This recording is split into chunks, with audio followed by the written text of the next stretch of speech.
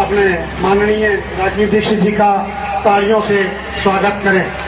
और सभी सम्माननीय नागरिक बंधुओं, इस सभा में उपस्थित सभी सम्माननीय माताओं बहनों, मैं आप सबका बहुत आभारी हूं कि आप यहाँ उपस्थित हैं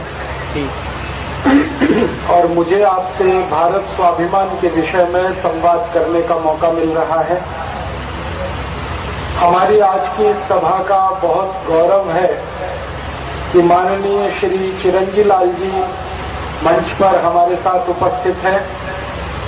मैं उनका बहुत आभार व्यक्त करता हूं कि वो हमारे साथ यहाँ हैं और उनके कारण हमारी सभा का गौरव बढ़ रहा है। मंच पर हमारे भारत स्वाभिमान के बहुत समर्पित संरक्षकों में से एक माननीय श्री अशोक भाई भी उपस्थित हैं। उनका भी मैं आभार व्यक्त करता हूं और उनकी उपस्थिति हम सबको उत्साह देने वाली बनेगी, ऐसा मैं मानता हूं। मंच पर परम सम्माननीय स्वामी कृष्णानंद जी उपस्थित हैं। उनको मैं भावपूर्वक प्रणाम करता हूं कि उन्होंने हमारी इस सभा में आकर अपना उपस्थिति से हमें जो आशीर्वाद दिया है, उनकी उपस्थिति ही हमें आशीर्वाद देने वाली है। इसके लिए परम सम्माननीय स्वामी कृष्णानंद जी का बहुत आभारी हूं। इसके अलावा भारत स्वाभिमान के हमारे यहाँ के संयोजक रविंद्र भाई, महामंत्री कोषाध्यक्ष भाई सोहन लाल जी, संगठन मंत्री कृष्णलाल जी और प्रबंधक श्री बाबू सिंह जी, इनका आभारी हूँ। बहन रीटा जी का भी आभारी हूँ जो हमारी महामंत्री हैं।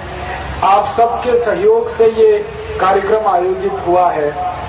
इन सब के लिए आपने बड़ी मेहनत की है, इतनी व्यवस्था बनाई है, सबके लिए मैं आपको धन्यवाद करता हूँ। मैं आपसे भारत स्वाभिमान के विषय में बात करने आया। यह अभियान परम पूजनीय स्वामी रामदेव जी ने शुरू किया 5 जनवरी 2009 से। अभियान की शुरुआत हुई हरिद्वार से। अब धीरे धीरे भारत के 680 जिलों में यह अभियान पहुंच गया। मुझे बहुत प्रसन्नता है, खुशी है ये बताते हुए कि मात्र 1 वर्ष और 6 महीने के समय में अभियान भारत के 680 जिलों तक पहुंच गया। इस समय भारत स्वाभिमान के इस अभियान में 10,000 पदाधिकारी और 2,40,000 से ज्यादा योग शिक्षक तन मन धन से लगे हुए हैं। अगले 2 वर्षों में 11 लाख योग शिक्षक इस अभियान में और जुड़ने वाले हैं और उस काम के लिए परम पूजनीय स्वामी जी स्वयं एक एक जिले का प्रवास कर रहे हैं और एक एक जिले में प्रशिक्षण शिविर का आयोजन करके 11 लाख योग शिक्षकों को इस अभियान से जोड़ने में लगे हुए हैं। 2 साल के बाद हमारा सपना है कि हमारे पास 13,40,000 से ज्यादा योग शिक्षक हो जाएंगे और भारत के हर गांव तक हम पहुंच जाएंगे। भारत में 6,38,365 गांव हैं। हर गांव में हमारे कम से कम 2 योग शिक्षक हो जाएं, ऐसी प्रयास और कोशिश हम सब कर रहे हैं। इसके अलावा अगले 4 वर्षों में भारत स्वाभिमान के अभियान में हम 5 करोड़ मेंबर्स बनाने वाले हैं। सारे देश के जो नागरिक हैं, जो भारत के बारे में संवेदनशील हैं, देशभक्त हैं, कर्तव्यनिष्ठ हैं, ऐसे 5 करोड़ नागरिकों को भारत स्वाभिमान का हम सदस्य बनाना चाहते हैं और इनकी मदद से भारत के 50 करोड़ लोगों तक भारत स्वाभिमान का संदेश पहुंचाना चाहते हैं। हमारे भारत में ऐसा माना जाता है कि जब कोई एक व्यक्ति किसी अभियान या संस्था से जुड़ता है तो वो कम से कम 10 लोगों को अपने जीवन में प्रभावित कर लेता है। तो भारत स्वाभिमान से अगर 5 करोड़ लोग मेंबर के रूप में जुड़ गए तो कम से कम 50 करोड़ लोग हमारे अभियान से प्रभावित होंगे हमारे अभियान के सहयोगी होंगे, शुभेच्छक होंगे और उनकी ताकत से हम इस देश में कुछ नया कर पाएंगे। आपके मन में प्रश्न आएगा कि आखिर हम करना क्या चाहते हैं इस भारत स्वाभिमान की तरफ से। 2 काम हमें करने हैं। पहला काम है भारत के हर नागरिक को निरोगी बनाना, स्वस्थ बनाना, और दूसरा काम है अपने भारत देश को निरोगी बनाना और स्वस्थ बनाना। भारत के नागरिकों की जो बीमारियां हैं और भारत के नागरिकों में जो बुराइयां आ गई हैं, इन बीमारी और बुराइयों को मिटाना है। और भारत देश में जो बीमारियां और बुराइयां आई हैं, इनको भी मिटाना है। नागरिकों में जो बीमारियां हैं, जैसे डायबिटीज है, भारत में 5 करोड़ 70 लाख लोगों को। हृदय घात की जो बीमारियां हैं वो 4 करोड़ 50 लाख लोगों को हैं। 8 करोड़ भारतवासियों को कैंसर है। 12 करोड़ भारतवासियों को आंखों की बीमारियां हैं। 14 करोड़ भारतवासियों को दमा, अस्थमा, ब्रोंकियल अस्थमा, ट्यूबरकुलोसिस है। करीब 17 करोड़ भारतवासियों को घुटनों का दर्द, कमर का दर्द, कंधे का दर्द है। 20 करोड़ से ज्यादा भारतवासियों को हाइपरटेंशन है। 10 करोड़ भारतवासियों को हाइपोटेंशन है। करीब 4.25 करोड़ भारतवासियों को मस्तिष्क के रोग हैं और करीब 23 करोड़ भारतवासियों को सर्दी, खांसी, जुकाम, बुखार जैसे सामान्य रोग हैं। कुल 77 करोड़ भारतवासी इस समय बीमार हैं। इन सभी भारतवासियों को स्वस्थ बनाना है, निरोगी बनाना है, रोग मुक्त बनाना है। ये हमारे अभियान का पहला लक्ष्य है। और दूसरा, हमारे भारत देश में इस समय भ्रष्टाचार है, बहुत ज्यादा गरीबी है, भूखमरी है, बेरोजगारी है। हमारे देश के बारे में सारी दुनिया के अर्थशास्त्री कहते हैं कि दुनिया के सबसे ज्यादा संसाधनों से भरपूर देश भारत इतनी गरीबी, इतनी बेरोजगारी और इतनी बुरी स्थिति में आ गया है कि अभी शर्म आती है भारत के बारे में बात करने को। तो भारत की गरीबी, भुखमरी, बेकारी, महंगाई, भ्रष्टाचार, ये सब मिटाना है और एक नया भारत बनाना है जो गरीबी से मुक्त हो, बेरोजगारी से मुक्त हो, भ्रष्टाचार से मुक्त हो। तो ये 2 उद्देश्यों की पूर्ति के लिए भारत स्वाभिमान का अभियान हम चला रहे हैं। आपके मन में और एक प्रश्न आएगा कि नागरिकों की बीमारियां हम कैसे मिटाएंगे। 77 करोड़ नागरिक जो इस देश में बीमार हैं, इनकी बीमारियों को मिटाने के लिए हमारे पास क्या कार्यक्रम है। तो हमने भारत में अभी तक योग और प्राणायाम, आयुर्वेद के माध्यम से लाखों करोड़ों लोगों को ठीक किया है।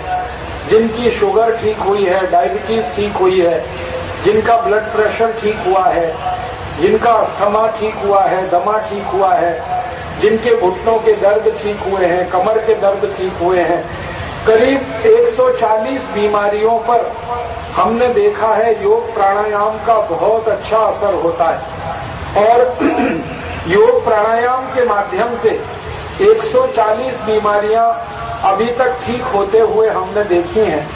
इसी योग प्राणायाम को गांव-गांव तक पहुंचाकर हम हमारे उद्देश्य को पूरा करने वाले हैं और इसी काम में तन मन धन से हम सब लगे हुए हैं।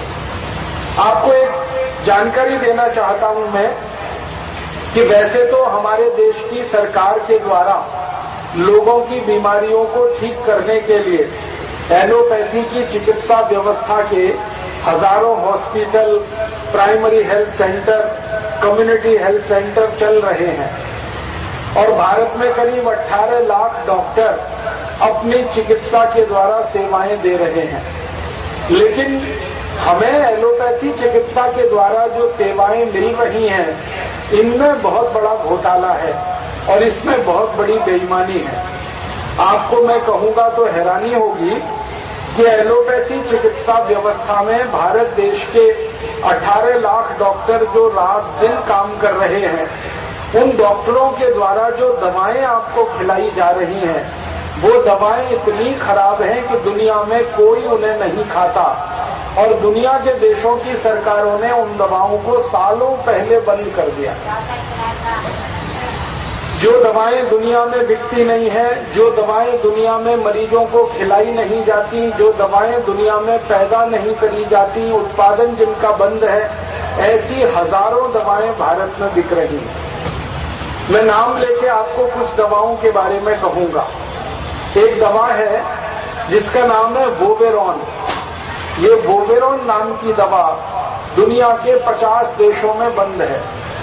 अमेरिका में, कनाडा में, जर्मनी में, फ्रांस में, डेनमार्क में, नॉर्वे में, बेल्जियम में, स्कॉटलैंड में, आयरलैंड में, इंग्लैंड में, ऐसे 50 देशों में वोवेरॉन बंद है। लेकिन भारत में सबसे ज्यादा ये दवा हमें खिलाई जाती है जब हमें बुखार आता है और शरीर में दर्द होता है। आपने अगर ये पूछा कभी कि ये दवा क्यों बंद है, दुनिया के देशों ने क्यों इसको बंद किया है, तो मैंने इसके बारे में जब रिसर्च किया तो पता चला कि वोवेरॉन दवा का सबसे बुरा साइड इफेक्ट हमारी किडनी पर होता है। अगर आपको 3 या 4 इंजेक्शन वोवेरॉन के दे दिए जाएं किसी भी दिन एक साथ, सुबह दोपहर शाम रात, तो 99% पक्का मान लीजिए कि आपकी किडनी डैमेज हो जाएगी। भारत में लाखों लोगों की किडनियां खराब हुई हैं इस वोवेरॉन दवा के इंजेक्शन के चलते, और वो लोग बेचारे दर दर भटकते रहते हैं। मैं पतंजलि योगपीठ हरिद्वार में रहता हूं, वहां सैकड़ों मरीज रोज आते हैं जिनकी किडनी फेल हो गई है, और जब हम उनकी केस हिस्ट्री लेते हैं तो पता चलता है कि ज्यादातर मरीजों को वोवेरॉन दिया गया और उसके बाद उनकी किडनी खराब हो गई। दुनिया के 50 देशों में इसी कारण से वोवेरॉन दवा को बंद किया हुआ है। एक और दवा है जो दुनिया के 80 से ज्यादा देशों में बंद है, लेकिन हमें वो दवा बहुत खिलाई जाती है। उसका नाम है क्विलोकिनोल। क्विलोकिनोल एक दवा है जो आपको डायरिया और डिसेंट्री होने पर खिलाई जाती है, लेकिन दुनिया के 80 देशों में ये दवा बंद है, क्योंकि इस दवा से आंतों में घाव हो जाता है और धीरे धीरे वो आंतों का घाव कैंसर तक बढ़ सकता है, और बहुत सारे लोग आंतों के कैंसर के मरीज हो जाते हैं इस खतरनाक क्विलोकिनोल दवा को खाते हैं। और एक दवा है जिसका नाम है क्लोरेमफेनिकॉल, और इसके साथ एक बिकने वाली दवा है स्ट्रेप्टोमाइसिन। क्लोरेमफेनिकॉल स्ट्रेप्टोमाइसिन का कॉम्बिनेशन दुनिया के 100 देशों ने बंद कर रखा है, लेकिन भारत में ये दवा धड़ल्ले से बिक रही है और आपको खिलाई जा रही है। आपके मन में सवाल आएगा, ऐसी कितनी दवाएं हैं जो भारत में खिलाई जा रही हैं और दुनिया के देशों ने उनको बंद कर रखा है। इस विषय पर मैं पिछले 20 साल से शोध कर रहा हूं, और मुझे बहुत हैरानी है, बहुत तकलीफ है ये बताते हुए कि करीब 84,000 दवाएं हैं जो हमें खिलाई जा रही हैं, जो तत्काल बंद कर देनी चाहिए। दुनिया की एक संस्था है जिसका नाम है विश्व स्वास्थ्य संगठन, वर्ल्ड हेल्थ ऑर्गेनाइजेशन। उनका कहना है कि भारत के सभी मरीजों को मात्र 350 दवाओं की जरूरत है, लेकिन भारत देश में 84,000 दवाएं बिक रही हैं। अब 350 दवाओं की हमें जरूरत है जो एसेंशियल मेडिसिन मानी जाती हैं, लेकिन भारत में 84,000 दवाएं बिक रही हैं जिनकी हमें कोई जरूरत नहीं है। हमारी बीमारियों में उनका कोई योगदान नहीं है ठीक करने में, फालतू में वो दवाएं हमें खिलाई जाती हैं। आप पूछोगे जी क्यों खिलाई जाती हैं ये दवाएं फालतू में? इसका एकमात्र उत्तर है कमीशन खोरी। हमारे भारत में दवाओं के व्यापार में जितना कमीशन है, शायद उतना तो हथियारों के व्यापार में भी नहीं है। दवा बनाने वाली कुछ कंपनियों पर मैंने केस स्टडी किया। एक कंपनी है उसका नाम है फाइजर, एक कंपनी है उसका नाम है जॉनसन एंड जॉनसन, एक कंपनी है उसका नाम है सीबागाएगी, एक कंपनी है उसका नाम है सैंडोज, एक कंपनी है उसका नाम है पार्क डेविस, एक कंपनी उसका नाम है जर्मन रेमेडीज। ऐसी 20 कंपनियों पर मैंने केस स्टडीज किए तो पता चला कि इन कंपनियों का दवा बेचने के क्षेत्र का मुनाफा 20-20 हजार % का है। दुनिया में ऐसा कोई व्यापार नहीं है जहां 20,000% का मुनाफा कमाया जा सके। हथियारों के व्यापार में भी अब इतना मुनाफा नहीं है 20,000% का, लेकिन दवाओं के व्यापार में 20,000%, 25,000%, 30,000% के मुनाफे हैं। और ये मुनाफे इन कंपनियों को जब होते हैं तो कंपनियां भरपूर कमीशन देती हैं डॉक्टर्स लोगों को, केमिस्ट और ड्रगिस्ट को और मेडिकल रिप्रेजेंटेटिव्स को। एक मेडिकल रिप्रेजेंटेटिव होता है जो कंपनियों का प्रचार करने के लिए डॉक्टर्स के पास जाता है और डॉक्टर को वो दवा लिखने के लिए जब कन्विंस करता है तो उसका सबसे बड़ा आधार होता है कमीशन। प्रचार करने के लिए डॉक्टर्स के पास जाता है और डॉक्टर को वो दवा लिखने के लिए जब कन्विंस करता है तो उसका सबसे बड़ा आधार होता है। इसमें जामुन की गुठली का पाउडर मिला ले। जामुन की गुठली माने जामुन बाजार में मिल रहा है इस समय, आप 2-4 किलो खरीद लें, फिर उसको खा लें, गुठली निकलेगी, उसको धूप में सुखा लें, सुखाने के बाद उसको पीस कर पाउडर बना लें। इसके बाद आपके घर में एक दवा है करेले। करेले की सब्जी आप रोज खाते हैं। ये करेले के छोटे छोटे टुकड़े करें, धूप में सुखाएं और इसको पीसकर इसका पाउडर बना लें। और अंत में नीम के पेड़ पर एक फल लगता है जिसको निम्बोली कहते हैं, उसकी गुठली निकालकर उसको सुखा लें और उसका पाउडर बना लें। मेथी दाने का पाउडर, जामुन की गुठली का पाउडर, करेले का पाउडर और नीम की गुठली का पाउडर। मेथी दाना, करेला, नीम और जामुन, ये चारों के पाउडर को पीसकर बराबर मात्रा में एक डब्बे में भर के रख लें। मिक्स करें और भर के रख लें डब्बे में। बस यही दवा है। आप इस दवा का उपयोग करें। 1 चम्मच सुबह, 1 चम्मच शाम, खाली पेट गर्म पानी के साथ। अब इसको ऐसे नियम बना लें कि खाने से 1 घंटे पहले सुबह ले लें 1 चम्मच, खाने से 1 घंटे पहले शाम को लें। बहुत आराम से आपकी शुगर को ये ठीक कर देगा। लगभग 3-4 महीने लगातार इसको सेवन कर लें और उसके बाद अपना ब्लड टेस्ट कराएं, यूरिन टेस्ट कराएं। जैसे ही आपको लगे कि शुगर नॉर्मल हो गई है, फिर इसको आप बंद कर दें। ज्यादा इसको लेने की जरूरत नहीं है, तो भोजन नहीं है। लगभग 4 महीने में आप देखेंगे आपको बहुत अच्छे रिजल्ट आएंगे। एक ही कंडीशन में ये बीमारी पूरा रिजल्ट नहीं दे पाती ये दवा, जब किसी को जन्म से डायबिटीज हो, बाई बर्थ। अगर जन्म से किसी को डायबिटीज है तो इसके साथ कुछ और भी दवाओं को खाना पड़ता है, तब जाकर डायबिटीज को हम कंट्रोल कर पाते हैं और थोड़ा लंबे समय के इलाज के बाद वो ठीक होती है। जिनको जन्म से डायबिटीज नहीं है उनकी तो बहुत जल्दी ये दवा ठीक कर देती है। और किसी को ऐसा लगता है कि 4 महीने से पहले भी हमें ठीक हो जाए डायबिटीज, तो उसके लिए क्या करें? तो इतना करिए कि ये जो दवा मैंने बताई है इसका उपयोग करते हुए रोज 1 घंटा प्राणायाम कर लीजिए। आधा घंटे कपालभाति, आधा घंटे अनुलोम विलोम। अगर आपने 1 घंटे प्राणायाम रोज किया और ये जो पाउडर मैंने बताया ये ले लिया, तो 2 महीने में ही आपकी शुगर ठीक हो जाएगी। और 2 महीने बाद आप देखना, चेक करा लेना ब्लड को और यूरिन को। अगर आपको लगता है कि शुगर अब ठीक है, लगभग 150-160 तक आ गई है खाने के बाद की शुगर, तो दवा तो तुरंत बंद कर देना, प्राणायाम चालू रखना। और इस प्राणायाम को अपने जीवन का अगर आपने हिस्सा बना लिया तो आगे का पूरा जीवन आपका शुगर फ्री बीतेगा। आप नॉन डायबिटिक होंगे और आपकी जीवन भर की तकलीफ खत्म हो जाएगी।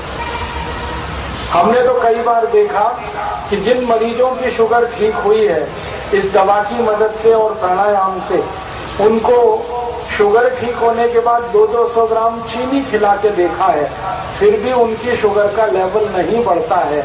इतनी प्रभावकारी ये दवा है। ये हमारे घर में उपलब्ध है, बहुत सस्ती है, कॉस्ट फ्री लगभग है, टैक्स इस पर कुछ भी नहीं है, साइड इफेक्ट इसके कुछ नहीं है। और इसकी एक्सपायरी डेट कुछ नहीं। दूसरों को बताएं। ऐसे ही मेरा निवेदन है, एक और बीमारी है जिसके लिए आप अपने घर में खुद इस्तेमाल करें, दवा है, वो आपको हृदयघात हुआ है और डॉक्टर ये कहता है कि आपको ब्लॉकेज है। कभी वो 70% हो सकता है, कभी 80%, कभी 90%, कभी 99%। और डॉक्टर आपको बार बार ये कहेगा आप ऑपरेशन करा लो, एंजियोप्लास्टी करा लो, बाईपास करा लो। मेरा निवेदन है कि आप इस चक्कर में ना फंसें, क्योंकि एंजियोप्लास्टी का एक भी ऑपरेशन करने वाला डॉक्टर आपको ये गारंटी नहीं दे सकता कि दोबारा आपको हार्ट अटैक नहीं आएगा। बाईपास सर्जरी का ऑपरेशन करने वाला कोई डॉक्टर ये गारंटी नहीं देगा कि आपको दोबारा अटैक नहीं आएगा। कई बार तो ये देखा गया है कि सवेरे ऑपरेशन कराया, शाम को दोबारा अटैक फिर आ गया। और ये ऑपरेशन में होता क्या है वो आप जरा जान लें तो आपको खुद अंदाजा लगेगा कि ये कितना फालतू ऑपरेशन है। एंजियोप्लास्टी में क्या करते हैं, एक स्प्रिंग आपके हार्ट की आर्टरीज में डाली जाती है। हृदय को रक्त देने वाली एक वाहिका है और हृदय से रक्त ले जाने वाली एक दूसरी वाहिका है। हृदय का काम क्या है, रक्त का लेना और देना। हृदय शब्द संस्कृत का शब्द है और संस्कृत की दो धातुओं से मिलकर बना है। ह्री एक संस्कृत धातु है जिसका मतलब होता है लेना, और दय दूसरी संस्कृत धातु है जिसका मतलब है देना। हृदय लेना देना, लेना देना, लेना देना करे वो हृदय।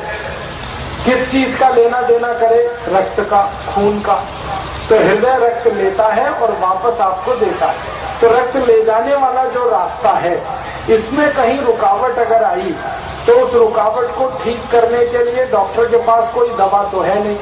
वो करता क्या है, उस रुकावट में एक स्प्रिंग डाल देता है ताकि रक्त ले जाने वाली नली थोड़ी चौड़ी हो जाए और रक्त आसानी से जा सके। ये स्प्रिंग वही होती है जो बॉल पेन में होती है।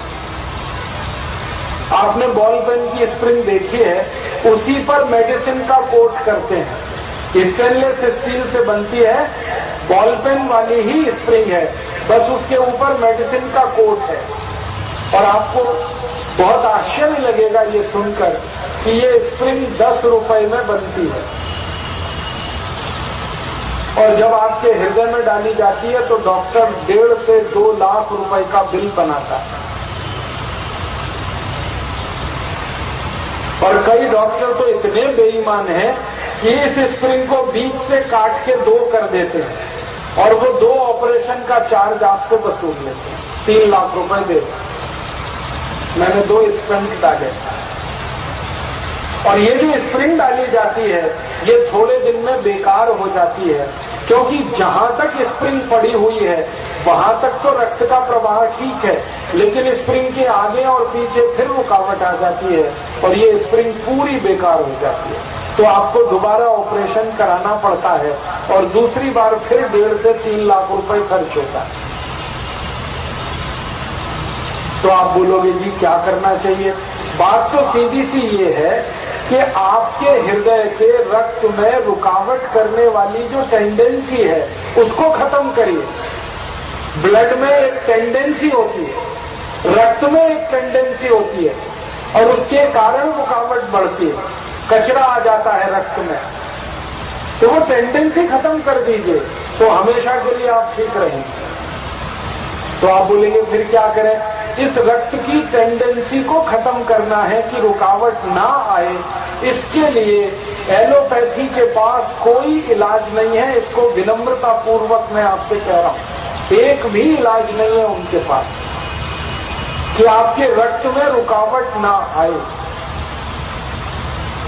मैं आपको एक सरल उदाहरण से ये समझाऊं।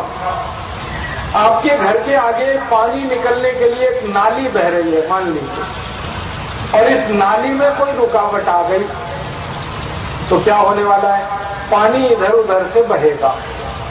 तो आप क्या करेंगे? आपसे अगर मैं पूछूं कि आपके घर का गंदा पानी निकलने वाली नाली में रुकावट आ गई है, अब इस रुकावट को आने के बाद आप क्या करोगे? एक रास्ता है कि नाली तोड़कर दूसरी नाली बनवाओगे, और दूसरा रास्ता है कि नाली में जो कचरा फंस गया है इसकी सफाई करोगे। कौन सी चीज अच्छी है? आपके घर से गंदा पानी निकलने वाली जो नाली है इसमें कचरा फंस गया है, इस कचरे को साफ करोगे या उस नाली को तोड़कर नई नाली बनाओगे? आप कहोगे जी कचरा साफ करेंगे। तो हर्ट के लिए भी यही विकल्प है। ये पुरानी नाली तोड़कर नई नाली बनवाना माने ऑपरेशन कराना, और कचरे की सफाई करके नाली को ही साफ कर देना माने आयुर्वेद की पद्धति में जाना। अब आप पूछोगे जी क्या कचरा है हमारे रक्त में जो रुकावट पैदा कर रहा है? इसी कचरे का नाम है कोलेस्ट्रॉल। आपके शरीर में जरूरत से ज्यादा एलडीएल माने लो डेंसिटी लिपोप्रोटीन और VLDL very low density lipoprotein बढ़ गया है, इसी ने आपके रक्त में रुकावट लाई है। तो आप क्या करो? एलडीएल और वीएलडीएल को कम कर लो, माने कचरे की सफाई कर लो, माने रक्त को शुद्ध कर लो, माने रक्त का शुद्धिकरण कर दो। अब आप ये पूछो कि रक्त को शुद्ध करना, कचरे को हटाना रक्त में से, इसके लिए आयुर्वेद में क्या दवा है? तो आयुर्वेद की सबसे अच्छी दवा आपके घर में है, उसका नाम है घिया, उसका नाम है लौकी, उसका नाम है दूधी, उसका नाम है सोरेकाई, उसका नाम है कुंबड़काई, उसका नाम है सोतेकाई। अलग अलग भाषाओं में अलग अलग नाम है। आपके पंजाबी में शायद घिया कहते हैं उसको, हम लोग हिंदी में लौकी कहते हैं उसको, मराठी में उसको दूधी कहते हैं, गुजराती में भी उसको दूधी कहते हैं, कन्नड़ में उसको सोरेकाई कहते हैं, तमिल भाषा में उसको सोतेकाई कहते हैं। अलग अलग भाषाओं में अलग अलग नाम है इसके लौकी के। लौकी माने घिया, ये आपके घर में है। ये खून को सबसे तेजी से शुद्ध करता है और ये खून के सारे कचरे को निकाल देता है। माने खून में जो कोलेस्ट्रॉल बढ़ा है, जो ट्राइग्लिसराइड का बैलेंस खत्म हुआ है, उसको सबसे अच्छे तरीके से ठीक करने की ताकत इस लौकी में है, घिया में है। तो जिनको भी हृदय में तकलीफ है आप उनको बोलो ऑपरेशन ना कराएं, घिये का रस पिए। ऑपरेशन में 3 लाख रुपए क्यों बर्बाद कर रहे हो? घिये के रस में 500 रुपए में ही आप ठीक हो जाओगे, इससे ज्यादा खर्च नहीं होने वाला आपका। अब आप बोलेंगे घिये का रस कैसे निकालें? घिये का रस निकालने का तरीका है कि उसका छिलका ना उतारें, छिलके को साबुत रखें और रस निकालें। घिये के छोटे छोटे टुकड़े करें, मिक्सर में जूसर में उसको क्रैश कर लें, रस निकल आएगा। अब इस रस में थोड़ा तुलसी पत्ता मिलाएं पीसकर, थोड़ा धनिया पत्ता मिलाएं पीसकर, थोड़ा पुदीना पत्ता मिलाएं पीसकर, तीनों को पीसकर मिला दीजिए। अब आपका दवा तैयार है। इसको पीना है रोज सुबह खाली पेट।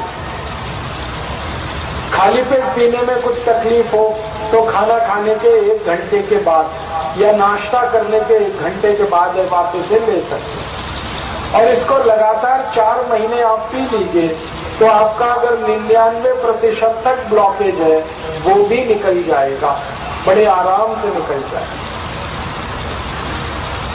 आपका कोलेस्ट्रॉल ठीक हो जाएगा, ट्राइग्लिसराइड्स ठीक हो जाएंगे, आपका हाई ब्लड प्रेशर है वो एकदम सामान्य हो जाएगा। आपके शरीर में खून में कहीं भी कोई रुकावट है वो रुकावट इससे निकल जाए।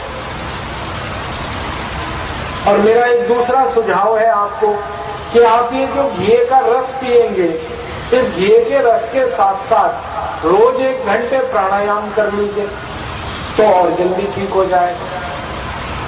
खाली घिये का रस पिएंगे 4 से 5 महीने में ठीक होगा, लेकिन प्राणायाम साथ में कर लेंगे तो 1.5-2 महीने में ही हृदय आपका ठीक हो जाए। प्राणायाम में सबसे ज्यादा कपालभाति और अनुलोम विलोम, ये 2 प्राणायाम आप कर लीजिए। और इन प्राणायाम को सिखाने के लिए हमारी योग कक्षाएं यहाँ चलती हैं, उसमें आप आ जाइए, सीख लीजिए। और फिर वही करिए। 2 महीने बाद आपके हृदय को चेक कर लीजिए कि अभी दुरुस्त हो गया कि नहीं हो गया। तो आप बोलोगे हृदय को चेक कैसे करेंगे, डॉक्टर के पास तो जाना ही पड़ेगा, एंजियोग्राफी तो करानी ही पड़ेगी। एंजियोग्राफी कराने की जरूरत नहीं है, घर में ही आप चेक कर सकते हैं कि आपका हृदय ठीक हुआ या नहीं हुआ।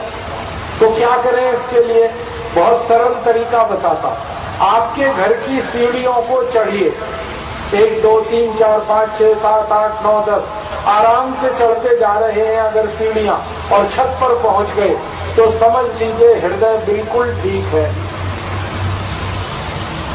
और जो सीढ़ियां चढ़ने में रुकावट आ रही है, सांस फूल रही है, दम फूल रहा है, आपको खड़ा होना पड़ता है, बैठना पड़ता है, तो समझ लो अभी भी ब्लॉकेज है और वो निकला नहीं है। सीढ़ियां चढ़कर देख लो, सबसे आसान तरीका है हृदय को चेक करने का। सीढ़ियां सबके घर में है, आप बच्चों की तरह से खटखट खटखट सीढ़ियां चढ़ जाएं तो समझना हृदय एकदम सुरक्षित है। और नहीं चढ़ पा रहे हैं तो फिर थोड़े दिन ये घिया का रस और पी लो। 2 महीने पिया और 1 महीने पी लो, 3 महीने बाद फिर चेक कर लो, और लगता है कि ठीक हो गया तो रस बंद कर देना, नहीं लगता है तो फिर और 1 महीने पी लेना। इसमें मुश्किल तो कुछ नहीं, साइड इफेक्ट कुछ नहीं है, एक्सपायरी डेट भी नहीं है इसकी, और ये सस्ते से सस्ता आसानी से हर घर में उपलब्ध है। अब बहुत सारे लोगों को मैंने ये कहते सुना है कि आजकल घिया का रस पीने में खतरा है क्योंकि उसमें इंजेक्शन लगा देते हैं, ऑक्सीटोसिन का इंजेक्शन लगा देते हैं। तो मैं आपको एक तरीका बताता हूं कि घी में इंजेक्शन लगा है या नहीं लगा है, इसकी पहचान आप कर लो। और ये पहचान आप खुद कर सकते हो, देखकर तो पहचान नहीं होगी। अगर आप घिया देखकर पहचान करोगे तो नहीं कर पाओगे।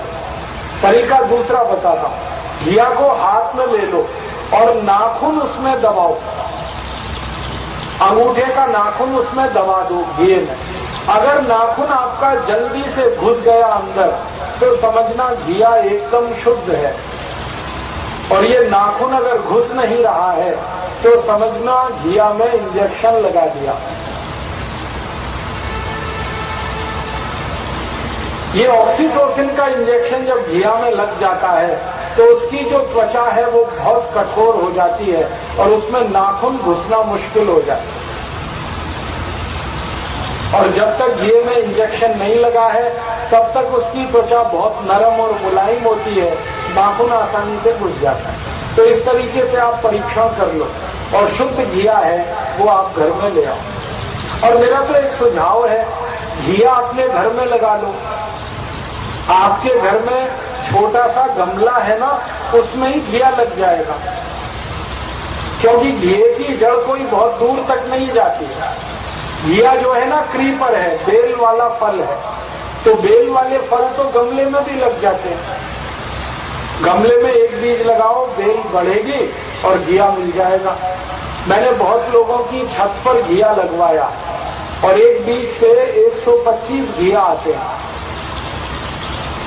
और उसके 2 फायदे हैं, छत पर गमले में घिया लगा दो तो उसकी बेल पूरी छत पर फैल जाती है, तो सूरज का प्रकाश आपके घर को गर्म भी नहीं करता और नीचे के तापमान में 5 डिग्री की कमी आ जाती है। माने घर भी ठंडा रहेगा और घिया का घिया शुद्ध मिलता रहेगा। 2 in 1 है ये। बहुत घरों में हमने करके देखा है, बहुत अच्छे परिणाम। आप भी कर लो अपने घर में। और अगर कहीं कच्ची जमीन है घर में, थोड़ा बहुत आपके पास लॉन है, बगीचा है, तो उसमें ही लगा लो घी। अब मैं एक तीसरे रोग के बारे में बात करूंगा जो बहुत लोगों को है। 17 करोड़ भारतवासी इस रोग से परेशान हैं। संधिवात, जॉइंट्स पेन, घुटनों का दर्द, कमर का दर्द, कंधे का दर्द, हड्डियों के जोड़ों का दर्द। इसका एक हिस्सा है रूमेटिक अर्थराइटिस और एक हिस्सा है ऑस्टियोआर्थराइटिस। इन दोनों की दवा अपने रसोई में है, बहुत अच्छी दवा है। वो दवा क्या है? मेथी दाना पीस के पाउडर बनाओ, हल्दी उसमें मिलाओ, हल्दी का पाउडर, और सौंठ का पाउडर भी उसमें मिलाओ। पंजाबी में सौंठ को शायद सुंड कहते हैं। सूखा हुआ अदरक माने सौंठ माने सुंड, इसका पाउडर, मेथी दाने का पाउडर और हल्दी, इन तीनों को बराबर मात्रा में मिला के भर के रख लो शीशी में, और इसको 1 चम्मच सुबह शाम गर्म पानी के साथ ले लो। तो आपके घुटनों का दर्द, कमर का दर्द, कंधे का दर्द 3-4 महीने में ही आपको ठीक हो जाए। और साथ में 1 घंटे प्राणायाम कर लिया, अनुलोम विलोम, कपालभाति, तो और जल्दी ठीक हो जाए। इसी के साथ एक बहुत खराब रोग है गठिया, हम जिसको कहते हैं गाउट। गाउट के लिए हमारे घर के बाहर एक दवा है, बहुत अच्छी दवा है। आपके घर के बाहर बहुत सारे पेड़ रहते हैं, बगीचों में बहुत सारे पेड़, बागों में बहुत सारे पेड़ रहते हैं, तो एक पेड़ खोजो, जरूर मिल जाएगा यहाँ पर। उसको हम कहते हैं हार सिंगार, कुछ लोग उसको कहते हैं परिजात। परिजात नाम का एक पेड़ है, हार सिंगार नाम का एक पेड़। ये मिल जाता है कहीं भी, पंजाब में तो बहुत जगह है। इस पेड़ की पहचान क्या है? इस पर छोटे छोटे सफेद रंग के फूल आते हैं। फूल सफेद रंग के होते हैं और उसकी डंडी नारंगी रंग की होती है। फूल रात में बहुत खिलते हैं और सुबह सुबह जमीन पर पड़े हुए मिलते हैं।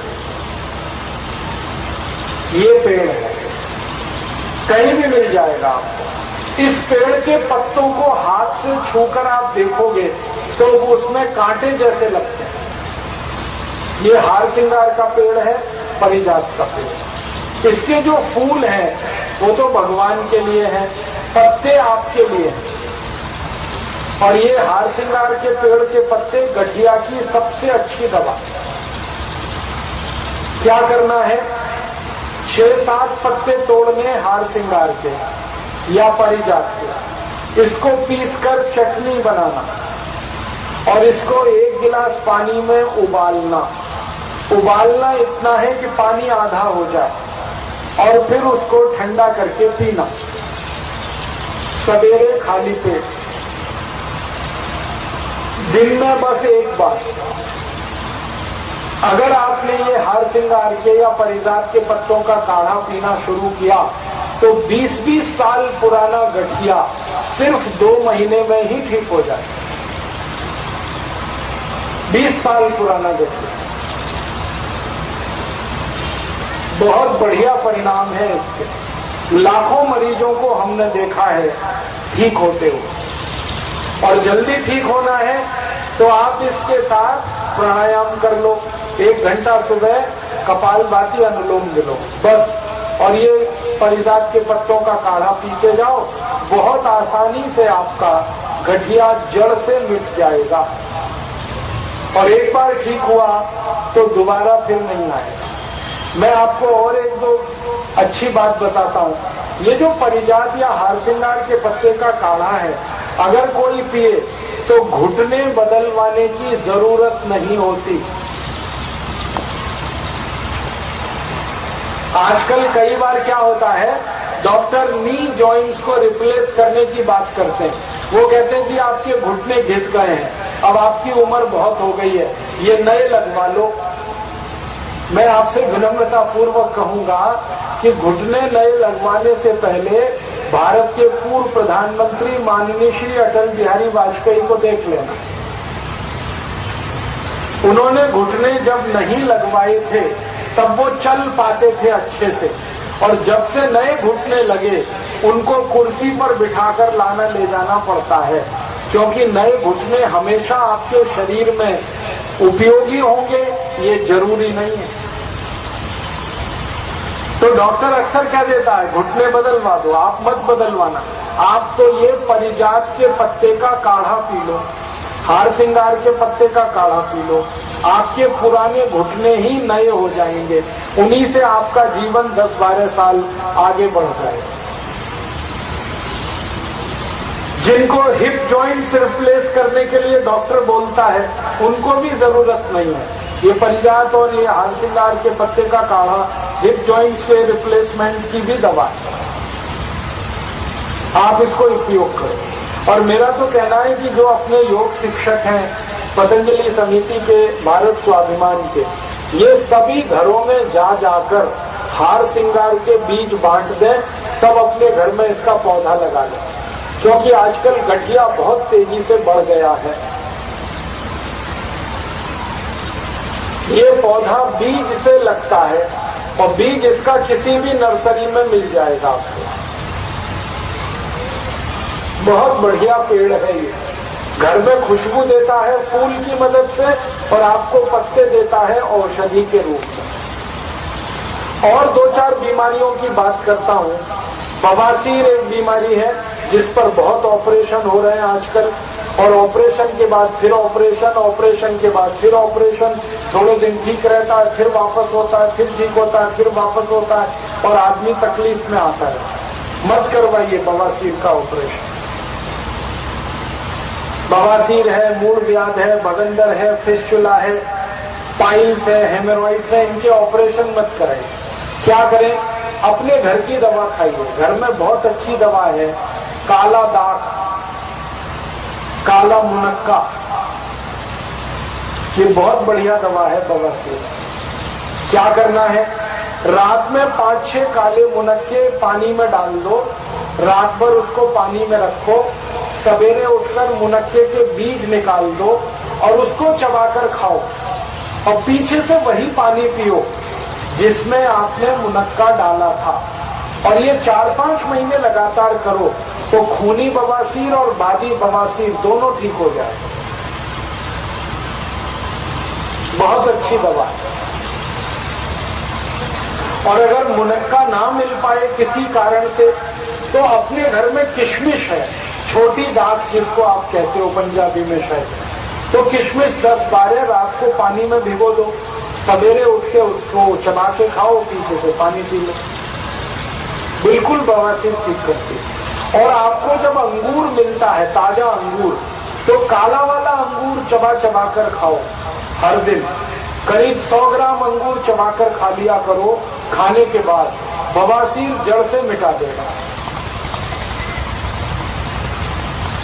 और अगर अंगूर चबाने में किसी को कोई तकलीफ होती है, कई लोग कहते हैं जी दांत खट्टे हो जाते हैं, तो आप ऐसा करो, अंगूर का रस निकाल दो, आधा कप अंगूर का रस खाना खाने के 1 घंटे बाद कोई भी नियमित रूप से पिए 3-4 महीने, बवासीर जड़ से खत्म हो जाता है, खूनी हो या बादी हो। आप बोलोगे काले ही अंगूर से ठीक होता है क्या?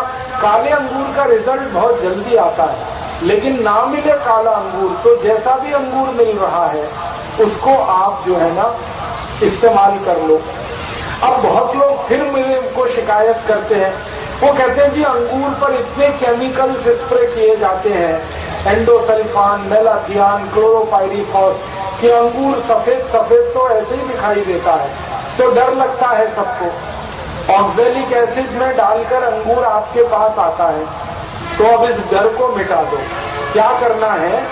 ये अंगूर जो बाजार से आप खरीदते हो और आपके मन में ये शंका है कि इस पर कुछ केमिकल्स स्प्रे किए गए हैं, उस अंगूर को थोड़ी देर के लिए गोमूत्र में डाल दो। गाय का मूत्र ले लो, 100-150 ग्राम गोमूत्र ले लो या 200 ग्राम ले लो, उसमें 1 लीटर पानी मिला दो, अब इसमें अंगूर को डाल दो, 2-4 घंटे पड़ा रहने दो। फिर उस पर जितना भी विष डाला गया है वो सब गोमूत्र निकाल लेगा और उस अंगूर को आप ले लो, इस्तेमाल करो, कोई तकलीफ नहीं आने वाली। बवासीर की और एक दवा है अपने घर में, वो दवा है मूली। मूली का नीचे वाला जो हिस्सा है जिसको सफेद सफेद आप देखते हो, इसमें से रस निकाल लो और मूली का रस रोज पीना, आधा कप खाना खाने के आधा घंटे बाद। लगातार 3 महीने पी लो, बवासीर, भगंदर, मूलव्याध सब ठीक कर देता है ये मूली का रस। और एक दवा है अपने घर में बवासीर की, मूलव्याध की, भगंदर की, वो है कपूर। जो कपूर आप पूजा में इस्तेमाल करते हैं वो कपूर, इस कपूर का थोड़ा सा हिस्सा, मामूली सा हिस्सा, ऐसे समझ लो कनक के 2 दाने के बराबर कपूर खाना है आपको। अब खाना थोड़ा मुश्किल है इसको, तो अक्सर इसको खिलाने के लिए हम क्या करते हैं, केले में लगा दो, केले में कपूर लगा के केला खा जाओ, और ये 15 दिन में एक ही दिन खाना, कनक के 2 दाने के बराबर। तो 2 महीने में 3-4 बार आपने खाया, बवासीर जड़ से ठीक हो जाएगा, भगंदर जड़ से ठीक हो जाएगा। और बवासीर, मूलव्याध, भगंदर की तो ऐसी और 20 दवाएं हैं, इतनी ही काफी है, आप इनका उपयोग करें। और एक बीमारी है जिसके बारे में मैं आपसे कहूंगा, माइग्रेन। सिर का दर्द है, आधे सिर में दर्द होता है, पूरे सिर में दर्द होता है, सिर के पीछे वाले हिस्से में दर्द होता है, सामने वाले में दर्द होता है, लेफ्ट राइट में दर्द होता है। इसकी सबसे अच्छी दवा अपने घर में है देशी गाय का घी। क्या करना है, रात को सोते समय देशी गाय का घी हल्का गर्म करके नाक में डालकर सोना। देशी गाय का घी हल्का गर्म करके दोनों नाक में डाल के सो जाओ, और लगातार 1.5-2 महीने अगर आपने किया तो माइग्रेन आपका 20-20 साल पुराना ठीक कर देगा ये गाय का घी। सिर का दर्द 20-20 साल का गाय के घी से ठीक हो जाता है। बस ध्यान ये रखना है कि ये गाय का घी देशी गाय का ही होना, जर्सी के घी से कुछ फायदा नहीं है। HF गाय जो है ना, होलिस्टियन फ्रीजियन, उसके दूध का घी अगर इस्तेमाल करेंगे कोई लाभ नहीं है। देशी गाय के घी का ही ये लाभ करेगा माइग्रेन में, सिर दर्द। और अगर काली गाय का घी मिले, काली गाय का दूध, दूध का बनाया दही, दही से निकाला मक्खन, मक्खन से बनाया घी, काली गाय का घी होगा तो सबसे जल्दी आप ठीक होंगे। और मैं आपको 2-4 बातें और बताता हूं। ये गाय का घी आपका सिर दर्द तो मिटाएगा ही, और उसके साथ कई बीमारी ठीक करेगा। जिन लोगों को रात में सोते समय नाक से खर्राटे आते हैं, नाक जिनकी आवाज करती है, उनको गाय का घी नाक में डाल दो, खर्राटे आना तुरंत बंद हो जाए। एक और बीमारी इससे ठीक होगी कि गाय का घी रात को डाल दिया तो जिनको नक्सीर फूटती है, नाक से अक्सर खून आ जाता है, उनकी ये बीमारी हमेशा के लिए ठीक हो जाती है गाय का घी डालने से। कई बार डॉक्टर आपको ये कहता है कि नाक की हड्डी बढ़ गई है, इसका ऑपरेशन कराओ। बिल्कुल मत कराना, आप खाली गाय का घी डालते रहना, कोई ऑपरेशन कराने की जरूरत नहीं। कई लोग मैंने ऐसे देखे हैं जिनको नाक से सांस लेने में तकलीफ होती है और वो मुंह से सांस लेते हैं हमेशा, उनको गाय का घी नाक में डाल दो, फिर मुंह से सांस लेने की जरूरत नहीं पड़ेगी, बिल्कुल ठीक होता है। जिनको नजला है बहुत पुराना, 10 साल हो गया, 15 साल हो गया, उनकी नाक में गाय का घी डाला तो नजला भी ठीक हो जाएगा। जिनको सवेरे से शाम कभी भी छींकें ही छींकें आती हैं, बार बार छींकते रहते हैं और छींकते छींकते परेशान हो जाते हैं, उनकी नाक में गाय का घी डलवा दो, छींकें सब बंद हो जाएंगे। बहुत अद्भुत है ये गाय का, इसका जरूर उपयोग करिए आप। और एक बीमारी है, आंखों की बीमारी है हमारे घरों में। जैसे चश्मा चढ़ गया है, दिखाई कम देता है, आंख में मोतियाबिंद आ गया है, कैटरेक्ट हो गया है, मायोपिया है, रेटिनल डिटैचमेंट है, ये सब बीमारियों की बहुत अच्छी दवा अपने पास है। देशी गाय का मूत्र आंख में डालो। गाय का मूत्र ले लो, देशी गाय का, बोतल में भर के रखो, एक एक बूंद उसको आंख में डालो। सुबह डालो तो बहुत अच्छा है, नहीं तो शाम को सोते समय। देशी गाय का मूत्र जैसे ही आप डालेंगे आपकी आंखों से चश्मा उतर जाएगा। देशी गाय का मूत्र डालेंगे, मोतियाबिंद अपने आप गल जाएगा बिना ऑपरेशन।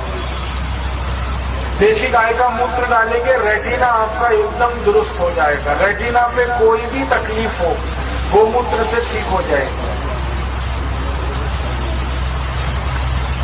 जिनको आंखों में ज्यादा पानी आता है बार बार, उनका पानी आना बंद होगा। जिनको आंखों में खारिश होती रहती है वो खारिश ठीक होगी। जिनकी आंखें लाल रहती हैं अक्सर, वो आंखों का लालामी ठीक कर देगा। आंखों की 20 से ज्यादा बीमारियां गाय के मूत्र से ठीक हो जाती हैं। मैंने गोमूत्र पर लगभग 20 साल रिसर्च किया। इतना अद्भुत है ये कि इसका वर्णन करो घंटों घंटों लगते हैं। गाय के मूत्र का उपयोग आप करिए, आंखों के लिए बहुत ही बढ़िया दवा है।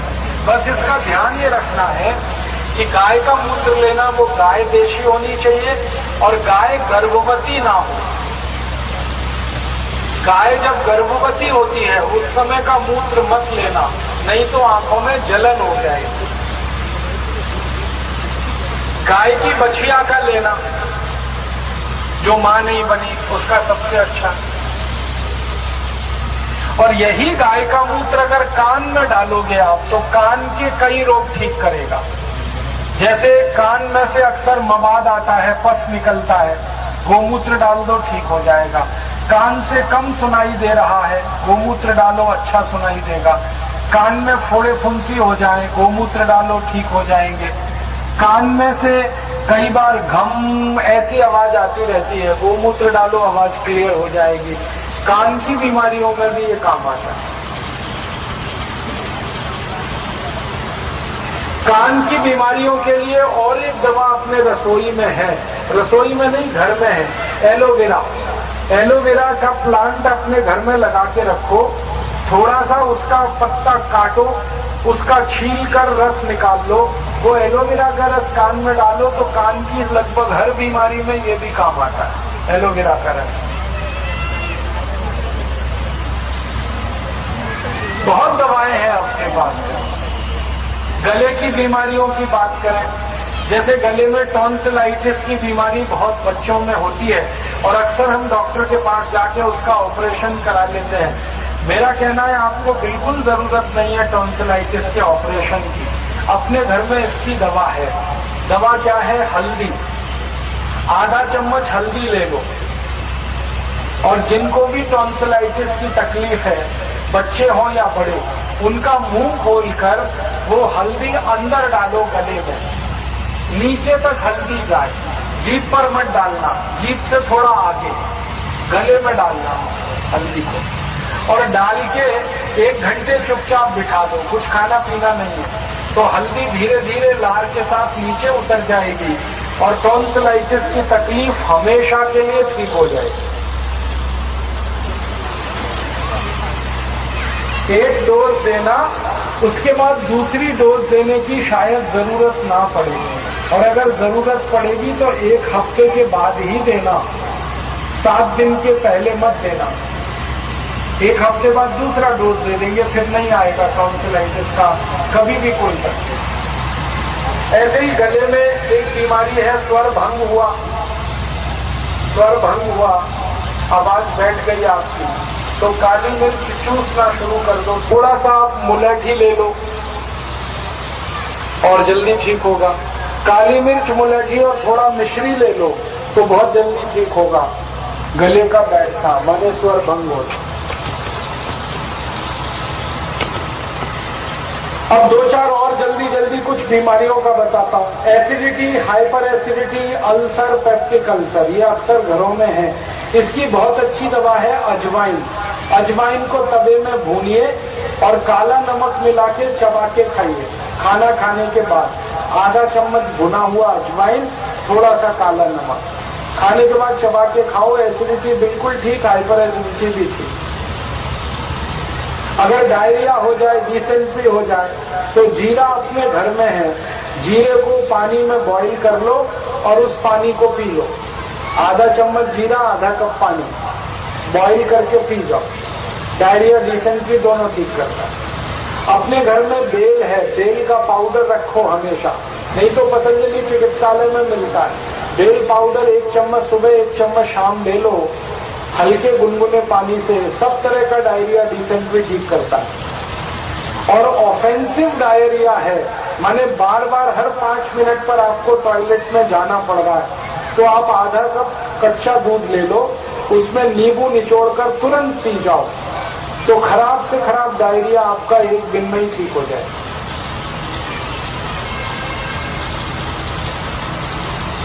अब एक दवा और बताना चाहता हूं। जैसे गाय का मूत्र है ना, ये बहुत बढ़िया दवा है अस्थमा के लिए। दमा, अस्थमा, ब्रोंकियल अस्थमा और ट्यूबरकुलोसिस, ये 4 बीमारियां किसी को भी हो तो आधा कप गोमूत्र पिलाओ देशी गाय का, 1.5 से 2 महीने में ही ठीक कर देता है दमा, अस्थमा, ब्रोंकियल अस्थमा। इसके अलावा एक दवा है अपने घर में दालचीनी। दालचीनी पाउडर ले लो आधा चम्मच और आधा चम्मच मिलाओ उसमें शहद और उसको खाओ। कैसे खाना? चाट के खाओ, पीछे से गर्म पानी पी लो, तो ये भी दमा, अस्थमा, ब्रोंकियल अस्थमा को ठीक कर देता है। और 1-2 बीमारियों की बात कर लेता हूं आपको। जैसे कई बार हम ये शिकायत करते हैं कि हमारी एड़ी में दर्द हो रहा है। माताओं को अक्सर एड़ियों में दर्द है और डॉक्टर कहता है जी हड्डी बढ़ रही है आपकी। उस स्थिति में क्या करें? बहुत अच्छी दवा अपने घर में है, चूना खाओ। चूना, ये पान में जो हम चूना खाते हैं, कनक के दाने के बराबर चूना दही में मिलाकर रोज सुबह में खाना। दही ना मिले तो लस्सी में मिलाकर खाना। आधा कप दही और कनक के दाने के बराबर चूना, एड़ी का दर्द मिट जाएगा बहुत जल्दी। हड्डियों का दर्द भी मिटा देता है, बहुत अच्छे से काम में आता है। और किसी की हड्डी अगर टूट गई है और प्लास्टर चढ़ा है तो उसका जल्दी से हड्डी जोड़ना है, तो कनक के दाने के बराबर चूना दही में खिलाते रहो, हड्डी बहुत जल्दी जुड़ेगा और अच्छे से जुड़ेगा, मजबूती से जुड़ेगा। जिनके दांतों में दर्द रहता है अक्सर और ठंडा गर्म पानी दांतों में लगता है, वो भी ये कनक के दाने के बराबर चूना खाएं दही में डालकर, दांत बहुत अच्छे हो जाएंगे। हमारे घर में छोटे छोटे बच्चे हैं, आपको ऐसा लगता है कि उनकी लंबाई नहीं बढ़ रही है, सभी छोटे बच्चों को चूना खिलाओ कनक के दाने के बराबर दही में डाल के, लंबाई बढ़ेगी उनकी। हमारे घर में जो माताएं हैं जिनकी उम्र 45 वर्ष हो गई है और उनका मेंसेस पीरियड बंद हो चुका है, उन सभी माताओं को कहो कि वो चूना खाएं रोज कनक के दाने के बराबर, तो मेंसेस पीरियड बंद होने के समय मेनोपॉज पीरियड की जितनी समस्याएं हैं वो खत्म हो जाएंगी इस चूने से। हमारे घर की छोटी छोटी बहनें और बेटियां जिनकी उम्र 13-14 साल की हो गई लेकिन उनका समय से मेंसेस शुरू नहीं हो पा रहा है, उन सभी बेटियों को चूना खिला दो कनक के दाने के बराबर। इसी तरह से हमारे घर की छोटी बेटियां या बहनें जिनके शरीर का ठीक से विकास नहीं हो रहा है, उनको आप चूना खिला दो, शरीर का विकास बहुत अच्छा हो। हमारे घर में कई बार हमने ऐसा देखा है, कुछ बच्चे होते हैं जो मानसिक रूप से कमजोर हैं, जिनको हम मेंटली रिटार्डेड चिल्ड्रन कहते हैं। इन सभी बच्चों को आप कनक के दाने के बराबर चूना खिलाओ दही में, 2-3 साल में ही वो ठीक हो जाएंगे। अगर हमें ऐसा लगता है कि हमारे बाल झड़ रहे हैं बहुत ज्यादा, तो चूना खाओ, आंवला खाओ, बाल झड़ना बंद हो जाएंगे। ये चूने को मैंने देखा बहुत काम में आता है। और एक बीमारी की बात करता हूं, जॉन्डिस हुआ, पीलिया हुआ, तो जिनको भी जॉन्डिस है, पीलिया है, उनको गन्ने के रस में कनक के दाने के बराबर चूना मिला के पिलाओ, तो 15-17 दिन में बिल्कुल पीलिया ठीक कर देता है। अगर कोई भाई ऐसा आपको मिले जिसको नपुंसकता की शिकायत है, उसके वीर्य में शुक्राणु नहीं बनते या बहुत कम बनते हैं और इस कारण से वो बाप नहीं बन पा रहा है, उसको कहो कि वो चूना खाए गन्ने के रस में, बहुत बढ़िया परिणाम है इसके, भरपूर शुक्राणु बनते हैं वीर्य में। माताओं को भी ये चूना खिला सकते हैं जिनके शरीर में अंडाणु नहीं बनते, वो माताएं भी गन्ने के रस में चूना खाएं। शरीर में अगर किसी को ऐसा लगता है शिथिलता आ गई है, कमजोरी बहुत है, ढीला ढाला शरीर हो गया है, आप चूना खाइए, शरीर में एकदम कसावट आ जाएगी गन्ने के रस में। मैंने जब इस चूने पर रिसर्च किया तब बहुत दिन बाद मुझे पता चला कि हमारे बड़े बुजुर्ग लोग बहुत इंटेलिजेंट थे, जो हर घर में पानदान रहता था और पान के साथ चूना लगा के खाते रहते, और घरों में कोई मेहमान आता था उसको भी खिलाते थे। और हमारे सभी बड़े बुजुर्ग जो रोज चूना खाते रहे, उनको ना कभी संधिवात हुआ, ना गठिया हुआ, ना हार्ट अटैक आया, ना कार्डियक अरेस्ट हुआ, ना ब्रेन हेमरेज हुआ, सब चुस्त और दुरुस्त बने रहे और लंबे समय तक उन्होंने जीवन जिया। वो चूने का परिणाम। इसलिए मैं सबको कहता हूं, चूना खाओ, चूना लगाओ मत कभी किसी। ये चूना लगाने के लिए नहीं है, खाने के लिए। बच्चे भी खाएं, बड़े भी खाएं, और बुजुर्गों को तो जरूर खाना चाहिए। बस एक ही व्यक्ति, बहन या भाई चूना नहीं खा सकते जिनको पथरी की बीमारी है, किडनी स्टोन या गॉल ब्लैडर स्टोन, वो चूना ना खाएं, बाकी सब खाएं। मेरा तो एक सुझाव है, आपके घर में पानी का जो घड़ा है जिसमें आप पीने का पानी भरते हैं, उसमें रोज चूना डाल दिया करो, तो जो भी पानी पिएगा सबको चूना मिल जाएगा। चूना माने कैल्शियम। कैल्शियम हमारे शरीर का सबसे बड़ा आधार है। अगर कैल्शियम कम हो जाए शरीर में तो सब कुछ कम हो जाता है। आयरन कम होगा, फास्फोरस कम होगा, और अगर कैल्शियम भरपूर है तो शरीर में सब चीजें अच्छी रहती हैं। इसलिए कैल्शियम कम मत होने दीजिए। और चूना सबसे सस्ती चीज है जो आसानी से उपलब्ध है हमें। पान वाले की दुकान में मिलता है, वही आपको खाना है। माताओं के लिए एक विशेष बात कहूंगा, जो माताएं गर्भवती हैं उनको आप नियमित रूप से चूना खिलाइए, कनक के दाने के बराबर दही में, तो माताओं की डिलीवरी नॉर्मल डिलीवरी होगी और बच्चा एकदम स्वस्थ और तंदुरुस्त पैदा होगा। और जिस मां ने चूना खाया 9 महीने, उसके बच्चे जिंदगी में बीमार नहीं पड़ते आसानी से और बहुत होशियार होते हैं, और जन्म के समय उनका वजन बहुत अच्छा होता है। तो ये चूने का बहुत अच्छा हमारे जीवन में रोल है। तो ऐसी मैंने कई बीमारियां आपको बताई हैं, आप इनका अपने जीवन में उपयोग करो। घर की दवाएं हैं, आयुर्वेद की सबसे सस्ती, बहुत प्रभावी, जिनके साइड इफेक्ट बहुत कम है, आप इन सब दवाओं का उपयोग करो। एक दो बातें और कह के मैं दूसरे विषय पे बात करूंगा कि अक्सर अब हमारे देश में कैंसर बहुत तेजी से बढ़ रहा है और भटिंडा जिला तो सारे देश में बदनाम है इसके लिए। अगर आपके घर में कभी कैंसर की बीमारी आए तो आप उससे घबराइए मत। अगर देशी गाय का मूत्र उपलब्ध है आपके पास तो आप इस कैंसर के मरीज को दीजिए। कैसे देना है? आयुर्वेद की, भाई ये लाइट बंद कर दो। आयुर्वेद की एक दवा है जिसको सर्पगंधा कहते हैं। सर्पगंधा, सर्पगंधा को गोमूत्र में मिलाकर उबाल दीजिए और ये गोमूत्र दे दीजिए। कैंसर मरीज को बहुत आराम कराता है। हमने तो कई कैंसर ठीक होते देखे हैं। सर्पगंधा और गोमूत्र को मिलाकर देना। सर्पगंधा बाजार में उपलब्ध है, गोमूत्र आपके पास है, आप इसको डाल दीजिए। सर्पगंधा 2-3 ग्राम होना चाहिए और गोमूत्र आधा कप। इसमें डाल के उबाल दीजिए, फिर इसको पिलाइए। गले का कैंसर, आहार नली का कैंसर, पेट का कैंसर, हाथों का cancer, rectum cancer, cholesterol cancer, बहुत अच्छे परिणाम है। माताओं के गर्भाशय का कैंसर, माताओं की छाती का कैंसर, बहुत बढ़िया रिजल्ट है इसके।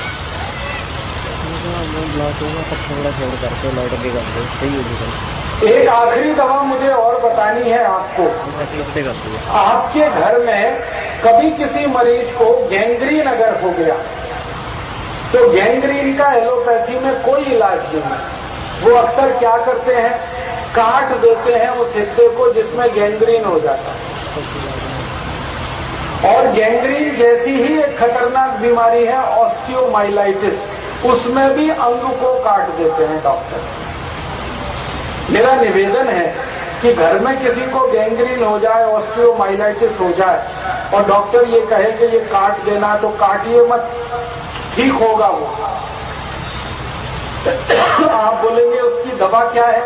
उसकी बहुत अच्छी दवा है गेंदे का फूल। गेंदे का फूल सब जगह उपलब्ध है, पीले रंग का, नारंगी रंग का। इस गेंदे के फूल की पत्तियों को निकाल लीजिए और इसको गाय के मूत्र में पीसकर चटनी बना लीजिए।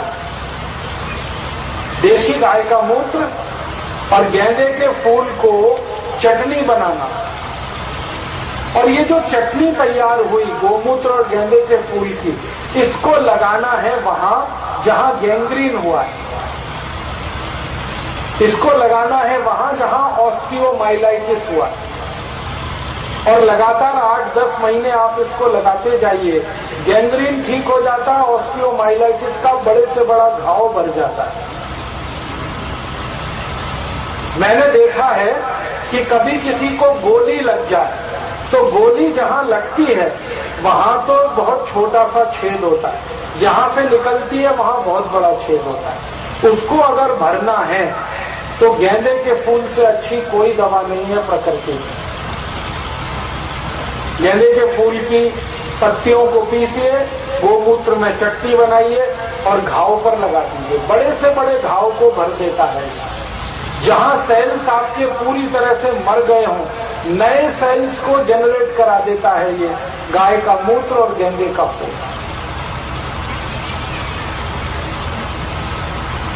गाय के मूत्र में बहुत ताकत है,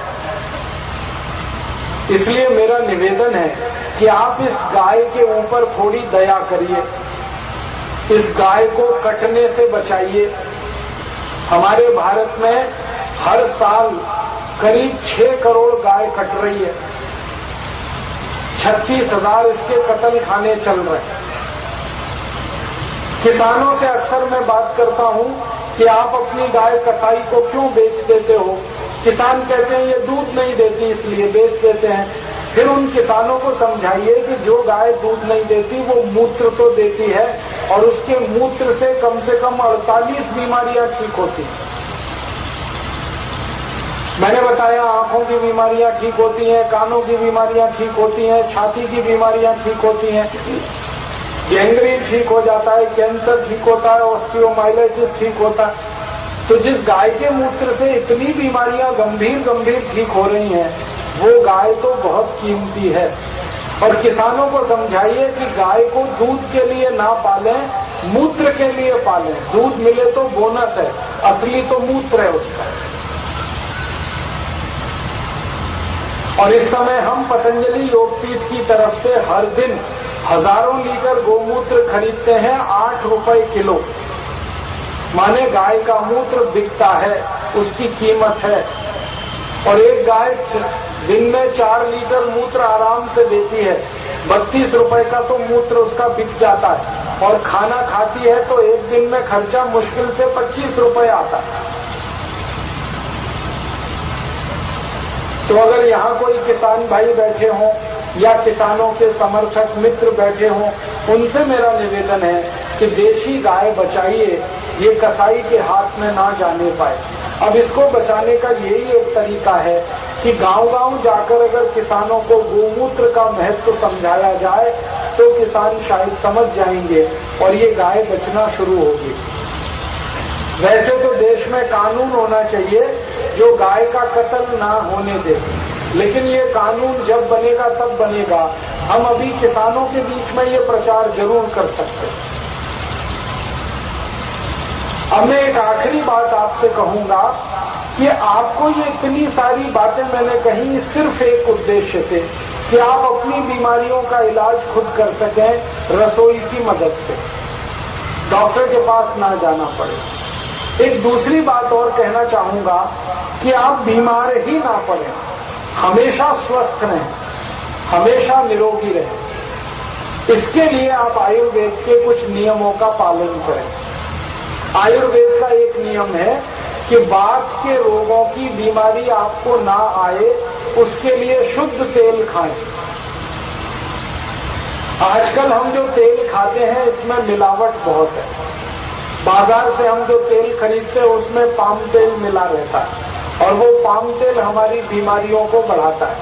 इसलिए मेरा आप सभी को निवेदन है कि आप शुद्ध तेल खाइए। तो आप बोलेंगे कहाँ मिलेगा? कोल्हू से जो तेल निकलता है वो शुद्ध तेल है, वो कोल्हू वाला तेल निकलवा के खाइए। अगर भटिंडा में कोई कच्ची घानी चलती है या कोल्हू चलता है तो वहां अपनी सरसों लेके जाइए, उसमें से तेल निकलवा के लाइए, वो तेल खाइए। तो वात के 80 रोग आपको जीवन में कभी भी नहीं आएंगे। पित्त के रोगों से बचना है अगर, तो देशी गाय का घी खाइए। देशी गाय का दूध लीजिए, उसका दही बनाइए, दही बनाकर उसमें से मक्खन निकालिए, उस मक्खन का घी बनाइए, वो खाइए। तो देशी गाय का आप घी खाने लगे, पित्त की बीमारियों से बच जाएंगे। और चीनी खाना छोड़ दीजिए तो कफ की कोई बीमारी नहीं आएगी। चीनी की जगह गुड़ खाइए। एक गुड़ की शक्कर भी आती है, वो खाइए, गुड़िया शक्कर कहते हैं। या तो गुड़ खाइए, नहीं तो मिश्री खाइए, नहीं तो शहद खाइए। ये चीनी बंद कर दीजिए। चीनी बंद करते ही कफ आपका ठीक होगा, गाय का घी खाते ही पित्त ठीक होगा, और शुद्ध तेल खाते ही वात ठीक होगा। और जिनका वात पित्त कफ ठीक रहता है उनको कभी कोई रोग नहीं आता और हर व्यक्ति स्वस्थ हो सकता है आज के समय में। और हर व्यक्ति स्वस्थ हो सकता है आज के समय में। और ये तो छोटी छोटी बातें हैं जिनके लिए स्वामी जी ने मुझे कहा कि जरूर मैं बताऊं करोड़। और राजीव गांधी कहा करते थे कि इस 21 लाख करोड़ के खर्चे में हर साल 18 लाख करोड़ रुपए लूट लिया जाता है नेताओं के द्वारा और अधिकारियों के द्वारा। कैसे लूटते हैं हमारे नेता और अधिकारी, इसके 2 उदाहरण दूंगा। एक नेता है हमारे देश में, उसका नाम है मधु कोड़ा। वो झारखंड में 2 साल के लिए मुख्यमंत्री बन गया और 2 साल में ही उसने 5,600 करोड़ रुपए लूट लिए। अब मधु कोड़ा जैसा नेता झारखंड जैसे सबसे गरीब राज्य में से 2 साल में 5,600 करोड़ अगर लूट सकता है, तो भारत के सबसे अमीर राज्यों में जो नेता 10-10 साल मुख्यमंत्री रह चुके हैं, उन्होंने कम से कम 50,000 करोड़ तो लूट ही लिया। हमने भारत के कुछ नेताओं की जन्म कुंडली बनाना शुरू किया। जन्म कुंडली ये राहु केतु वाली नहीं, लूटा कितना है उन्होंने वो जन्म कुंडली। जब ये राजनीति में आए तो कितना था, अब लूटने के बाद इनके पास कितना हो गया। मैं आपको बिना नाम लिए बताना चाहता हूं, आप सब समझ जाएंगे, होशियार हैं कि मैं किसके बारे में कह रहा हूं। एक नेता है, महाराष्ट्र में 2 बार मुख्यमंत्री रह चुका है, केंद्र में 3 बार मंत्री रह चुका है, आज भी केंद्र में मंत्री है। 25 साल पहले इस नेता के पास साइकिल नहीं थी घर में और आज उसकी संपत्ति 72,000 करोड़ की। एक नेता है, वो भी महाराष्ट्र में 2 बार मुख्यमंत्री रह चुका है और केंद्र में इस समय मंत्री है। 25 साल पहले वो सब्जी बेचता था दादर रेलवे स्टेशन बंबई पे, आज उसकी संपत्ति 55,000 करोड़। एक नेता है, वो भी महाराष्ट्र का है, 25 साल पहले वो सिनेमा का टिकट ब्लैक करता था महाराष्ट्र में और वो 2 बार मुख्यमंत्री हो गया। अभी केंद्र में मंत्री है, उसकी संपत्ति इस समय 45,000 करोड़ की। और ऐसे भारत में 80,000 नेता लूट रहे हैं पूरे देश में। और इन नेताओं के नीचे अधिकारी हैं, वो भी लूट रहे हैं। एक अधिकारी है उत्तर प्रदेश में, उसका नाम है अखंड प्रताप सिंह। वो सीनियर आईएएस अधिकारी है। अभी सीबीआई ने उसको अरेस्ट किया। उसके घर में छापा पड़ा तो 480 करोड़ रुपए कैश मिला। हमने टीवी पे देखा, 1,000 के नोटों की गड्डियां ट्रक में भर भर के ले गए उसके घर में से इनकम टैक्स के अधिकारी। अखंड प्रताप सिंह को पूछा गया कि आपकी आमदनी से ज्यादा ये संपत्ति ये कहां से आई? तब उसने जो कहानी कही वो हमारे रोंगटे खड़ी करने वाली। उसने कहा कि मैं 40 साल उत्तर प्रदेश में नौकरी किया, मेरे हर मुख्यमंत्री बॉस को मैंने लूट कर पैसा दिया, क्योंकि हर मुख्यमंत्री मुझे टारगेट देता था लूटने का। तो मैं कभी 10 करोड़ लूटता था महीने में, कभी 15 करोड़ लूटता था। उसमें से आधा मुख्यमंत्री को देता था, आधा मैं खाता था। और इस तरह से मेरा 480 करोड़ रुपए जमा हो गया। और अखंड प्रताप सिंह ने कहा कि इस देश में ऐसा एक भी मुख्यमंत्री मिलना मुश्किल है जो लूटने के लिए अपने अधिकारियों को टारगेट ना देता हो। वो कहता है हम अधिकारियों की जो पोस्टिंग और ट्रांसफर होती है उसमें सबसे ज्यादा लुटाई होती है। अच्छे शहर में पोस्टिंग लेनी है 10 करोड़ देना पड़ता है, और अगर हम 10 करोड़ देकर पोस्टिंग लेंगे तो लूटेंगे। हम क्या करेंगे? तो हमको तो बेईमान बनाने के लिए ये सिस्टम है। और ऐसे अधिकारी और ऐसे नेता मिलकर लूटते हैं। लाखों करोड़ों रुपए इन्होंने जमा कर लिए और ये पैसा ले जाकर विदेशी बैंकों में रख दिया है। स्विट्जरलैंड की बैंकों में भारत के भ्रष्ट नेता और अधिकारियों का इस समय 72 लाख करोड़ रुपए। हमारे देश में एक व्यक्ति अभी थोड़े दिन पहले पकड़ा गया, उसका नाम है हसन अली। वो पूना में रहता है। उसकी संपत्ति 1 लाख करोड़ रुपए की है। और हसन अली कोई बिजनेस नहीं करता, कोई इंडस्ट्री नहीं चलाता। हसन अली को पूछा गया आपकी इतनी संपत्ति कैसे? तब उसने कहा कि मैं भारत के भ्रष्ट नेताओं के स्विस बैंक में खाते खुलवाता हूं और उसके लिए मुझे कमीशन मिलता है। वो कमीशन में ये 1 लाख करोड़ रुपए आ गए। अब कमीशन में एक व्यक्ति को 1 लाख करोड़ मिल गया तो मूलधन कितना होगा लूट का, आप इसका अंदाजा लगा सकते हैं। और हसन अली का कहना है मेरे जैसे हजारों एजेंट हैं इस भारत में जो विदेशी बैंकों में भ्रष्ट नेताओं के खाते खुलवाते हैं। हसन अली को पूछा गया तुम्हारा काम करने का तरीका क्या है? तो उसने कहा कि भारत के जो भ्रष्ट नेता पैसा लूटते हैं 1000 करोड़, 5000 करोड़, 10,000 करोड़, ये मेरे पास लेके आते हैं रुपए में। फिर मैं इस पैसे को कन्वर्ट कराता हूं डॉलर में और वो डॉलर विदेशों में डिपॉजिट कराता हूं। तो रुपए मैं रख लेता हूं और उसके बदले में डॉलर उनके वहां जमा हो जाते हैं। ऐसे यहां से हवाला के थ्रू सारे अकाउंट खुल जाते हैं। दुनिया में एक बहुत बड़ी संस्था है जिसका नाम है टैक्स जस्टिस नेटवर्क। उनका कहना है कि भारत के भ्रष्ट नेताओं का विदेशी बैंकों के करीब 70 देशों के बैंकों में 258 लाख करोड़ रुपए जमा हो चुका है पिछले 63 साल।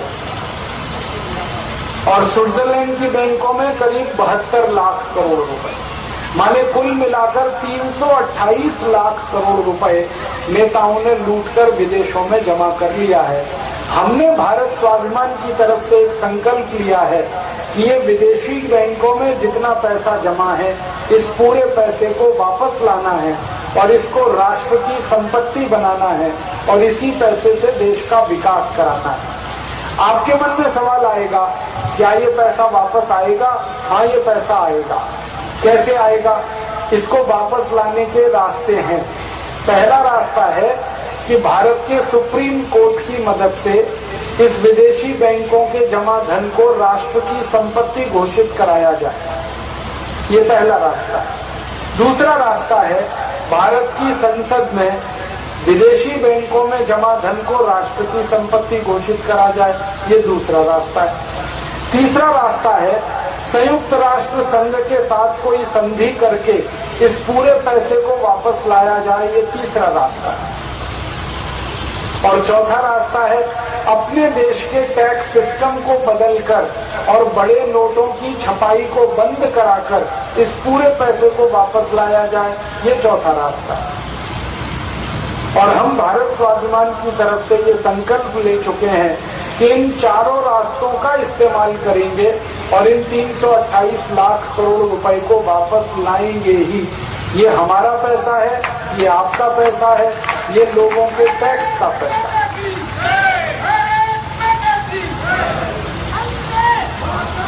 अभी इस पैसे को वापस लाने के लिए सुप्रीम कोर्ट में 6 महीने पहले एक मुकदमा दाखिल हुआ है, जिसको भारत के मशहूर वकील राम जेठमलानी लड़ रहे हैं और उनके साथ 10 और वकील हैं।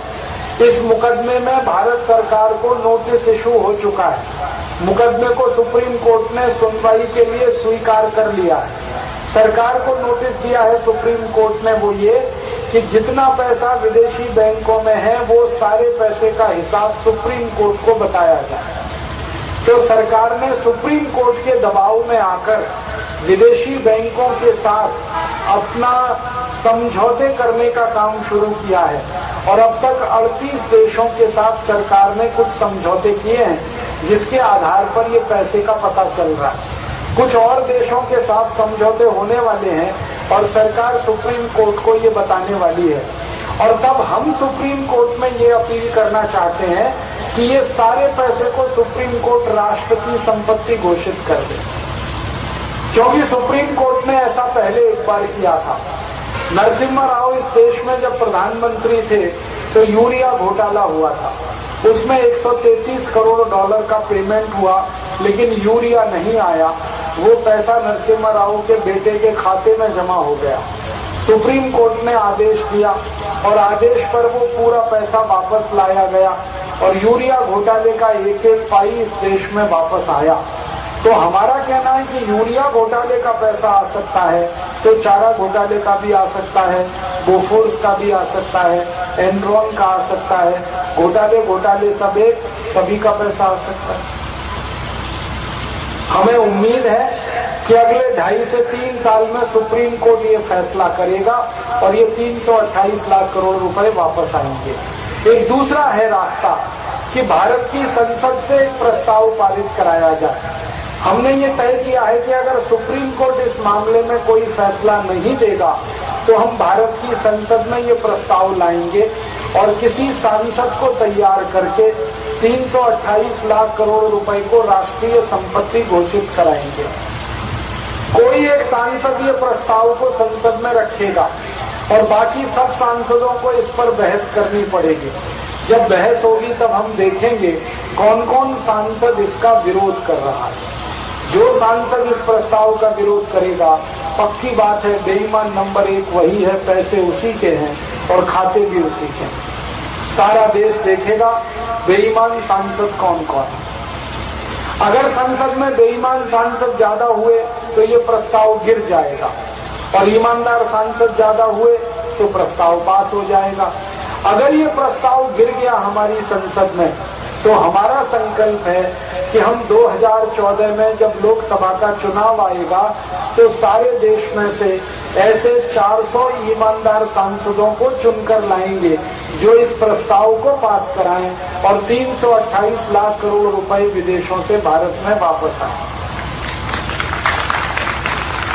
आपके मन में सवाल आएगा, क्या भारत स्वाभिमान 400 सांसदों को जिताकर ला सकता है? हाँ, ला सकता है। कैसे?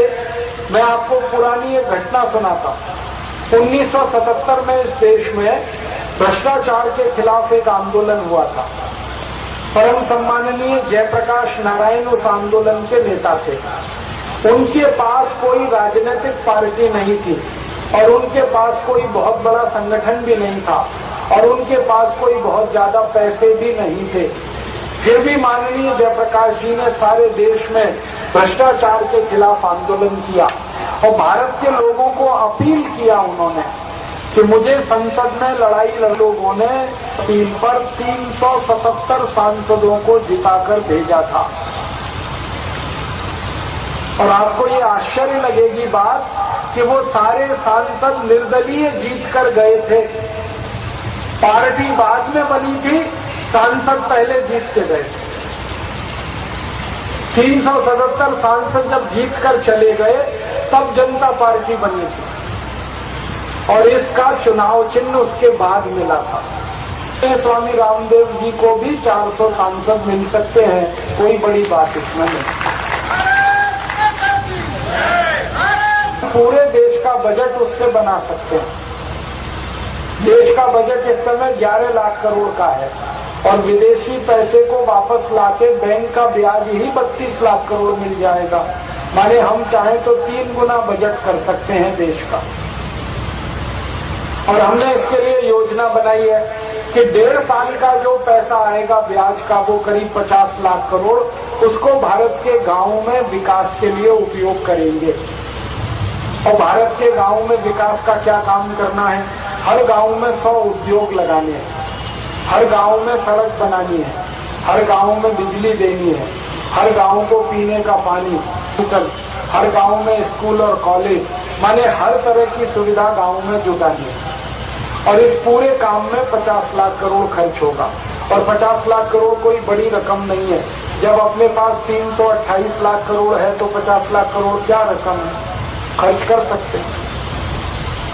और ये तो कर्ज के ब्याज में, माफ करना, ये पैसे को बैंक में रख देने से ही ब्याज के रूप में आ जाएगा 50 लाख करोड़ तो 1.5 साल में। मूलधन तो खर्च करने की जरूरत ही नहीं पड़ेगी। और बाद में हम चाहें तो 3 साल देश के शहरों का विकास कर सकते हैं। हर साल हमें 32 लाख करोड़ मिलेगा। 5 साल में शहर भी विकसित हो जाएंगे, गांव भी विकसित हो जाएंगे। तो छठे साल से धन का क्या उपयोग करें? वो तो 32 लाख करोड़ हर साल आने ही वाला है। तो उसकी योजना हमने बनाई है कि भारत के कुछ पड़ोसी देशों की मदद करेंगे और उनकी बीमारी, उनकी गरीबी, उनकी बुराइयां दूर करेंगे। भारत के पड़ोस में कई देश हैं जो बहुत गरीब हैं, जैसे बांग्लादेश है, जैसे नेपाल है, जैसे बर्मा है, जैसे भूटान है। ऐसे 70 देश, इनकी हम मदद करना चाहते हैं। 2 देशों की मदद नहीं करेंगे, एक चीन और एक पाकिस्तान, बाकी सबकी करेंगे।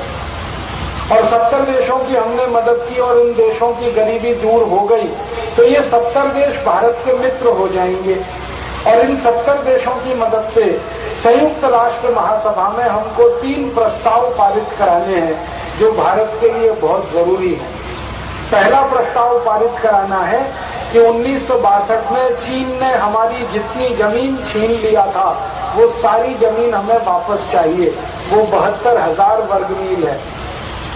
और संयुक्त राष्ट्र में इस प्रस्ताव को पास होने के लिए 70 वोट की जरूरत है और हम 70 देशों को मदद लेके ये काम कर पाएंगे।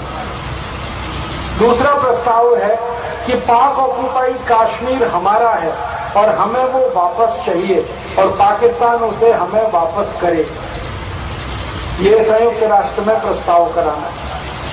और तीसरा प्रस्ताव कराना है कि पाकिस्तान में आतंकवादियों के जो केंद्र चल रहे हैं, इन आतंकवादियों के केंद्रों को या तो संयुक्त राष्ट्र संघ की सेना जाकर खत्म करे, नहीं तो भारत की सेना जाएगी और इनको खत्म करेगी।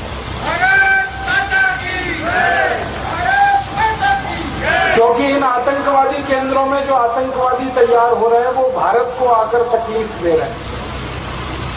हर बार कुछ आतंकवादी आते हैं, मारकर चले जाते हैं और हम सिर्फ देखते रह जाते हैं। ये नाकामी और ये नपुंसकता हमें इस देश की खत्म करनी और इसके लिए संयुक्त राष्ट्र की मदद लेनी।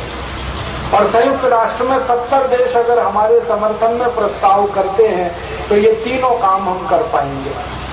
और इन्हीं 70 देशों की एक बार और मदद लेंगे कि अंग्रेजों ने भारत से 250 साल में जो पैसा लूटा है वो सारा पैसा हमें वापस लेना है। वो हमारी संपत्ति है, देश की संपत्ति है।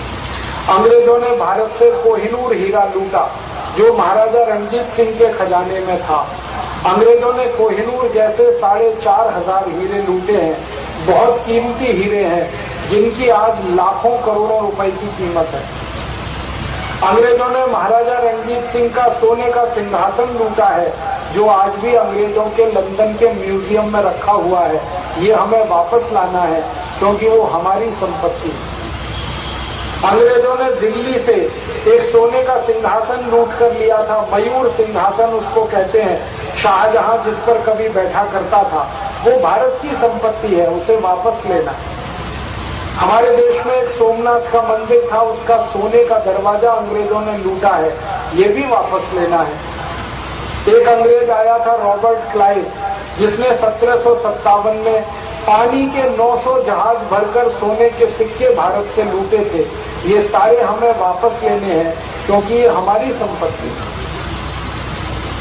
और ऐसी पूरी संपत्ति का हमने हिसाब निकाला, वो करीब 450 लाख करोड़ की है। ये अंग्रेजों से वापस लेनी है।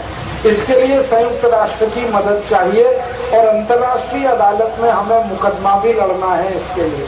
और उस मुकदमे की तैयारी के लिए अभी से हमने दस्तावेज इकट्ठे किए हैं हजारों की संख्या में, जिनको हम इस्तेमाल करेंगे इस लड़ाई को जीतने।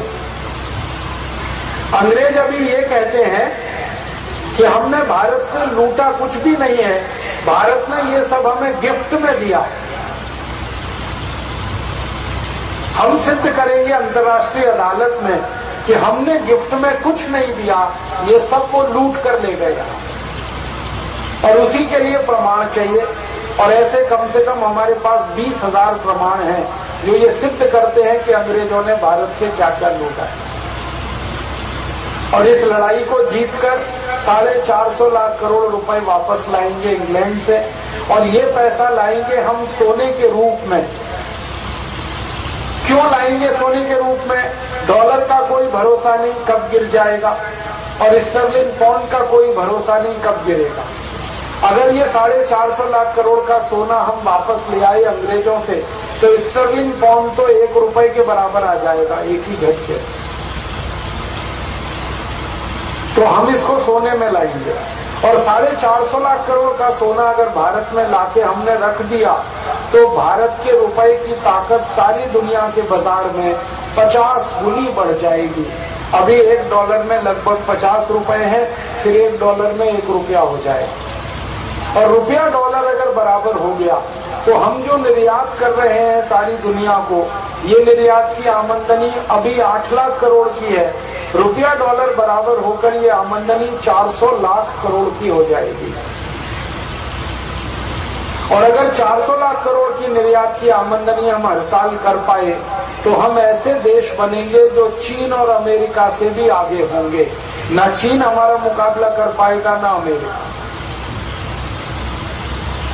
और अगर चीन और अमेरिका को हमने पीछे कर दिया तो भारत दुनिया का विश्व गुरु बनेगा और सबसे समृद्धशाली राष्ट्र, सबसे वैभवशाली राष्ट्र, सबसे संपत्तिशाली राष्ट्र होगा।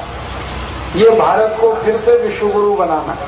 पहले ये भारत सोने की चिड़िया था, अब भविष्य में इसको सोने का शेर बनाना है। अब दोबारा इसको सोने की चिड़िया नहीं बनाएंगे, क्योंकि ये सोने की चिड़िया था इसलिए लूट लिया विदेशियों ने।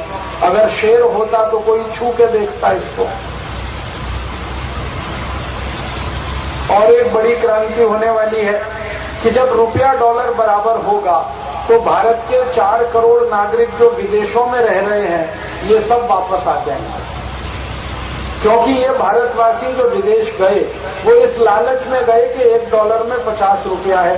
अगर $1 में 1 रुपया हो गया तो वो झक नहीं मारेंगे अमेरिका में, वापस आ जाएंगे। और ये वापस आएंगे तो इनका दिमाग देश के लिए काम में आएगा। आप सोचो, नासा नाम की अमेरिकन संस्था में 36% वैज्ञानिक भारत के हैं। अगर ये सारे वापस आ जाएं तो नासा जैसी हम 20 संस्थाएं बना सकते हैं। MIT नाम की अमेरिकन टेक्नोलॉजिकल इंस्टीट्यूट है, मैसाचुसेट्स इंस्टीट्यूट ऑफ टेक्नोलॉजी, वहां 43% इंजीनियर भारत के हैं। ये सब वापस आ जाएं तो MIT जैसी हम 20 संस्थाएं बना सकते हैं। सिलिकॉन वैली भारतवासियों के दम पर चलती है। अगर सारे भारतवासी आ जाएं तो हम भारत में सिलिकॉन वैली बना सकते हैं। माइक्रोसॉफ्ट जैसी अमेरिकन कंपनियां भारतवासियों के दम पर खड़ी हैं। अगर ये वापस आ जाएंगे तो माइक्रोसॉफ्ट हम बना सकते हैं। दुनिया में सबसे ज्यादा तकनीकी विकास भारत के दिमाग से निकला है। वो तकनीकी विकास को हम भारत में वापस ला सकते हैं, भारतीयों को वापस लाते हैं। और एक काम और होने वाला है कि अगर रुपया डॉलर बराबर हो गया तो भारत में किसी भी नागरिक को टैक्स लगाने की जरूरत नहीं पड़ेगी, क्योंकि एक्सपोर्ट की इनकम इतनी हो जाएगी कि टैक्स की इनकम तो उसके सामने बिल्कुल छोटी है। अभी हम टैक्स से 21 लाख करोड़ की कमाई करते हैं, और अगर हम रुपया डॉलर को बराबर कर लें तो एक्सपोर्ट की आमदनी 400 लाख करोड़ की है, तो टैक्स लेने की तो जरूरत ही नहीं। तो टैक्स सारे माफ किए जा सकते हैं, और टैक्स माफ हो गए तो भारत का सामान दुनिया में सबसे सस्ता बनेगा और सारी दुनिया के बाजार पे हम छा सकते हैं। जैसे अभी चीन छा गया है सारी दुनिया के बाजार में, वैसे ही अगले 5 साल बाद भारत छा सकता है सारे बाजार। चीन आज सबसे ज्यादा एक्सपोर्ट कर रहा है क्योंकि उसके सामान सस्ते हैं।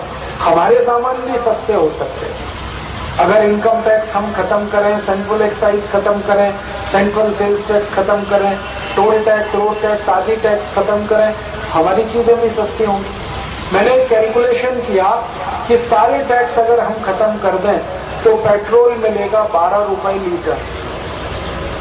सारे टैक्स खत्म हो तो डीजल होगा 7 रुपए 80 पैसे लीटर। सारे टैक्स खत्म हो जाए तो रसोई गैस का सिलेंडर 40 रुपए का। सारे टैक्स खत्म हो जाए तो नमक मिलेगा 50 पैसे किलो। सारे टैक्स खत्म हो जाए और आपको 100 रुपए का रेल का टिकट खरीदना पड़े तो वो हो जाएगा 22 रुपए। टैक्स खत्म हो और बस का 100 रुपए का टिकट वो हो जाएगा 27 रुपए का। टैक्स सारे खत्म हो जाए और भारत से अमेरिका जाना हो और वापस आना हो तो अभी जो टिकट है वो 90,000 का है, वो हो जाएगा फिर 12-13 हजार का। हर चीज सस्ती हो जाएगी। हमारे देश के जो इंजीनियर तैयार हो रहे हैं IIT में, उनको टैक्स के चक्कर में 5 लाख रुपए खर्च करना पड़ता है 5 साल की पढ़ाई में। टैक्स खत्म हो जाएगा तो ये पढ़ाई 50,000 में हो जाएगी। अभी 40 लाख रुपए में MBBS MD होता है, टैक्स खत्म हो जाए तो 4 लाख में हो जाएगा। सारी चीजें सस्ती होंगी, महंगाई कम होगी, आमदनी बढ़ती जाएगी। और अगर महंगाई कम होकर हम आमदनी बढ़ा सके, गांव-गांव में 100-100 उद्योग लगा के लोगों को रोजगार दे सके, बेकारी कम करा सके, महंगाई बेकारी कम हुई तो गरीबी कम होगी, और ये तीनों बड़े काम अगर हम कर पाए तो भारत देश में स्वर्ग तो यहीं बनेगा जमीन पर, कहीं और जाने की जरूरत नहीं पड़ेगी। एक जमाना आएगा कि अमेरिकी लोग भारत में आकर नौकरी मांगेंगे जब रुपया और डॉलर बराबर हो जाए। एक जमाना था जब यहाँ तक्षशिला और नालंदा जैसे विश्वविद्यालय थे और दुनिया के हजारों विद्यार्थी आकर पढ़ते थे। आने वाले समय में फिर वैसा ही भारत बनेगा जब दुनिया के हजारों लोग यहाँ पढ़ने आएंगे। हमें कहीं नहीं जाना पड़ेगा, लोग यहाँ आएंगे और भारत के पास भगवान के दिए हुए सभी तरह के संसाधन हैं। भारत के पास पूंजी भी आ जाएगी, टेक्नोलॉजी भी आ जाएगी और भारत के मेहनती लोग, दिमाग वाले लोग विकास के काम में लग जाएंगे तो भारत तो दुनिया में विश्वगुरु हो ही जाएगा। ऐसा सपना लेकर हम भारत स्वाभिमान का यह अभियान चला रहे हैं। आप ये कहेंगे अभी तो ये सब सपना है। हाँ, अभी तो ये सपना है, 4 साल के बाद हकीकत बनेगा। और दुनिया में हर हकीकत एक दिन पहले तक सपना ही होती है, एक दिन बाद का सपना हकीकत में बदल जाता है।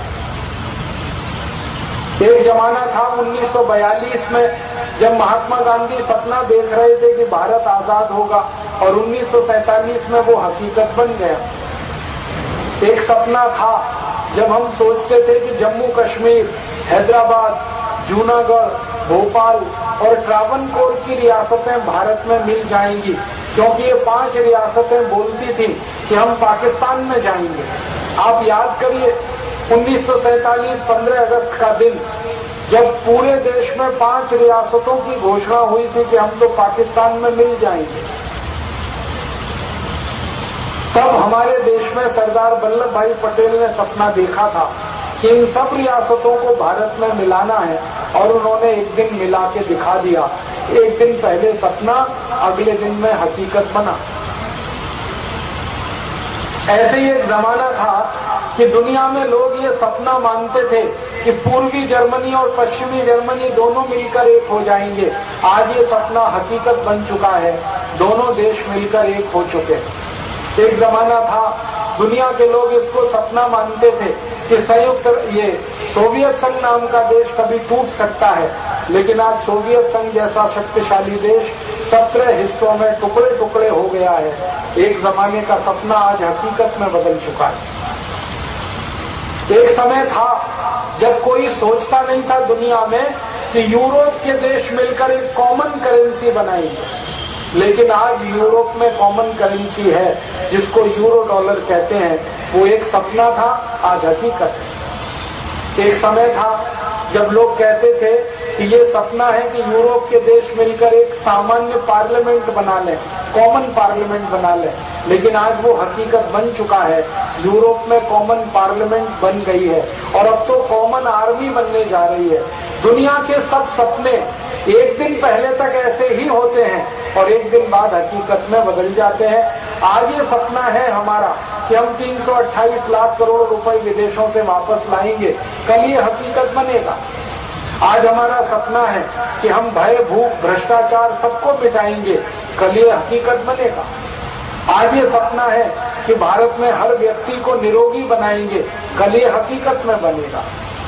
आज हमारा सपना है हर बच्चा पढ़ेगा इस देश में, पढ़ने का अधिकार सबको मिलेगा समान रूप से, कल ये हकीकत बनेगा।